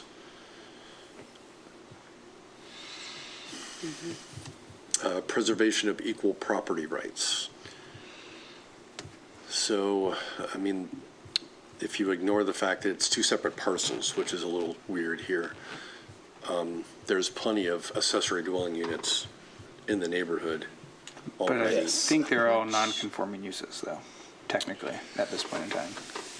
Unless they're either, Many of them probably are, although there's at least one we've granted a variance for. right, there are either variances or, so there's no general cover for accessory dwelling units, unfortunately, I Let's think, get them way in the before. code at this time, so. Yeah. There was the in-law suites about 8 years ago. That's what everybody show up for. Got an in-law suite. Last week, granny flat, Yeah. carriage house, yeah. Garages converted, all sorts of things like that in That the neighborhood. So I think it's not out of the ordinary to have, grant something like this on that question at least. Minimum variance. Variance granted is the minimum variance required to make possible the reasonable use of the property. Yeah, I don't I see think it. it's minimum 2 parking spaces, and then, in this case, a request for a rental use. And, Yeah. and I think the parking, I think, is a minimum variance because that's a major functional problem. I think I'm not sure that the short-term rental is a minimum. I mean, I don't know that we've heard how that's a minimum variance request. I don't think it is, yeah. I think Okay, good point. long-term would be more minimal. Okay. Absence of detriment. So we've heard some concerns. Yeah. Neighbors. Valid. They're sharing a driveway and a front yard, backyard, essentially. We've heard from neighbors across the street that didn't seem to have issues. It's not real clear. They're not speaking directly as a board, but parking, they weren't concerned, and short-term rental, not concerned. And I think it's a pretty localized, like, because of the configuration of the three properties, like, it doesn't really, like, it's pretty much boxed in. It's not, like, it doesn't have a high impact on, nor is it even, like, very much, like, very visible from, outside of those three properties. Except for the immediate neighbor in question here. Not of a general nature? No, I don't see anything general about this.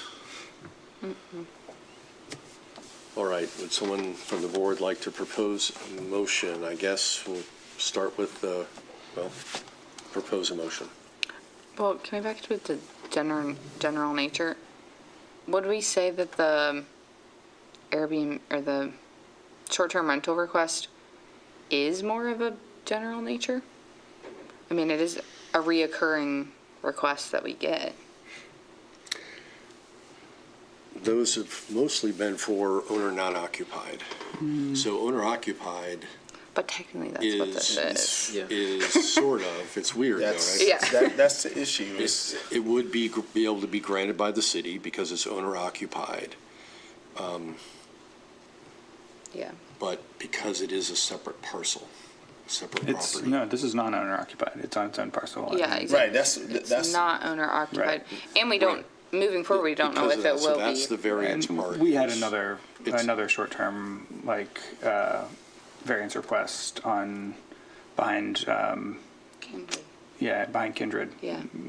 Very similar, but That it was a conditional use though, again. No, it wasn't, because it didn't actually, because of the alley, But it it's didn't not actually, actually No, but right, it's not directly on the roadway, so it wasn't a conditional, it was a variance. it was just, Yeah. it was, same. For the whole house though, for. And we didn't grant it. non-occupied. We did not grant it, yeah. Right, we did not grant. But this one's sharing utilities. That was my biggest thing. It's like it's on separate parcels, but it's sharing the same utilities. So, I mean, that sort of almost makes it, I mean, practically speaking, an accessory dwelling unit, which is also not legal, and which would also require a variance. Yeah. Yeah, that was. Except in That was this the case, question. It's like in this case, it's missing a kitchen, Yeah. which means Yeah. it's not technically an accessory Yeah, sure. dwelling unit. True.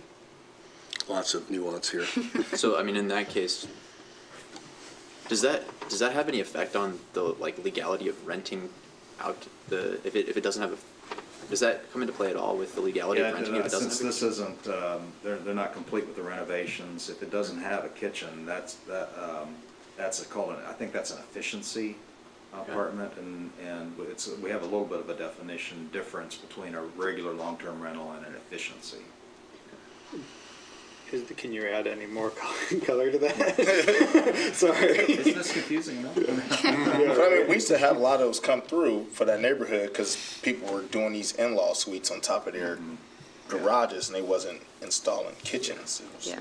We technically don't consider an efficiency a residential use. It's a little shades of differentiation here, but yeah, it's just a bit different. So do you have to get a rental permit for an efficiency still? Yes, you do. And is it considered a long-term rental? Yes, it's considered a long-term in most cases, yeah. I can look some detail. It's a little confusing, sorry. we had a lot of that tonight. Jeez. I know we were about to make I a thought these motion. I cases opened were up gonna be a can quick and of easy. worms. Well, yeah, I mean, it does, like, if it doesn't have a kitchen, is it, like, reasonable to, It's Yeah. certainly a better use for a short-term rental than it would be a long-term rental, but Right. I'm not sure. What legally, I mean, I think the other question if you is, legally like, could rent it as a long-term rental, I'm not sure. is there something that- preventing it having a kitchen also? Like, No utilities. what? No utilities. They gotta bring the It's utilities. a kitchenette. All right, so It has a sink and a little refrigerator and I mean, you could put a a microwave. I mean, Efficiency. Yeah. Yeah. So they have minimum requirements for the size of the kitchen, size of a bathroom, size of a bedroom, and so it's going to depend on how big that kitchenette is, depends on whether it's going to be considered an efficiency or not. Okay. Okay. All right, ready for a motion? Ready for somebody to propose a motion? I can't do I it. did the last You one. guys have to. I did the last one. It's one of the benefits of being the chair is I don't have to make the motions. Well, let's start. I'll propose a motion for case 2502V for 40.5 Morris Avenue to grant a variance from ACC 23.08.01D to allow a rental with 0 on-site parking where 2 is required. Second. Okay, so rental, didn't use the word short-term on Correct, yes. purpose here, right? So it's essentially, this is getting at the parking requirement. Yes. This Only. is, Okay, So this does specify that it has to be a rental is getting this. So if, in my theoretical scenario where they tore down the house and built a single-family home, they would not. I don't think you can require parking for that.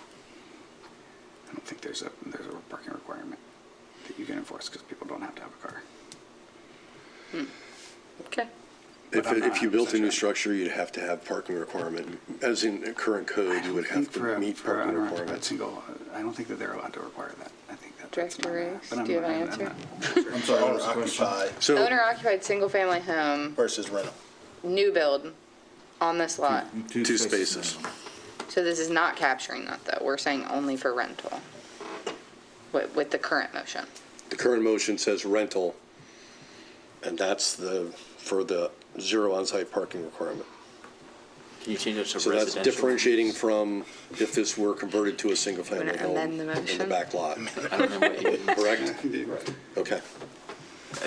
would residential use be more accurate, or is that too general as opposed to rental? I'm fine to change to residential. Do we have to vote since we have a first and a second? You could withdraw Okay. if you want. If I you will. want to change it, you don't have to. No, I'm happy to withdraw it and make a new motion. Okay. In the case of 2502V at 40.5 Morris Avenue, I make a motion to grant a variance from ACC 23.08.01D to allow residential use with 0 on-site parking where 2 is required. I'll second that.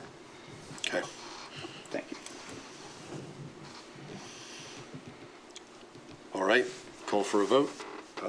Raise your right hand in favor, granting that variance. All right, 5-0. All right. Second motion. Who's got it?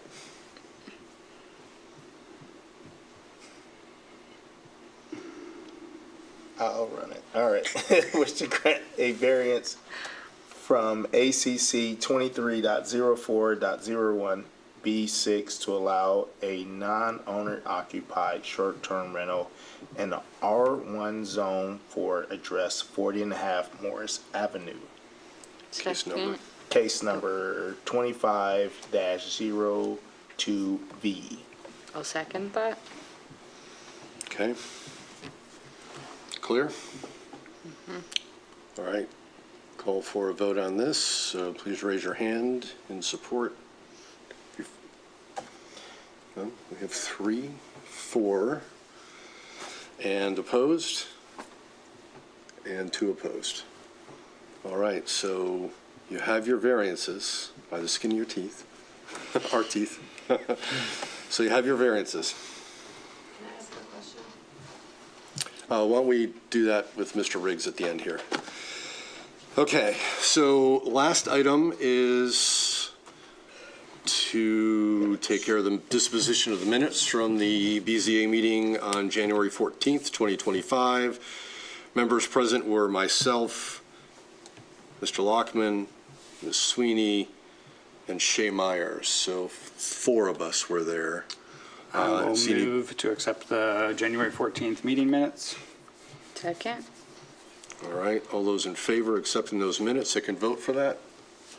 Okay, 4-0 on that. So the meeting minutes have been approved. And with that, we're adjourned. Thank you. A long one.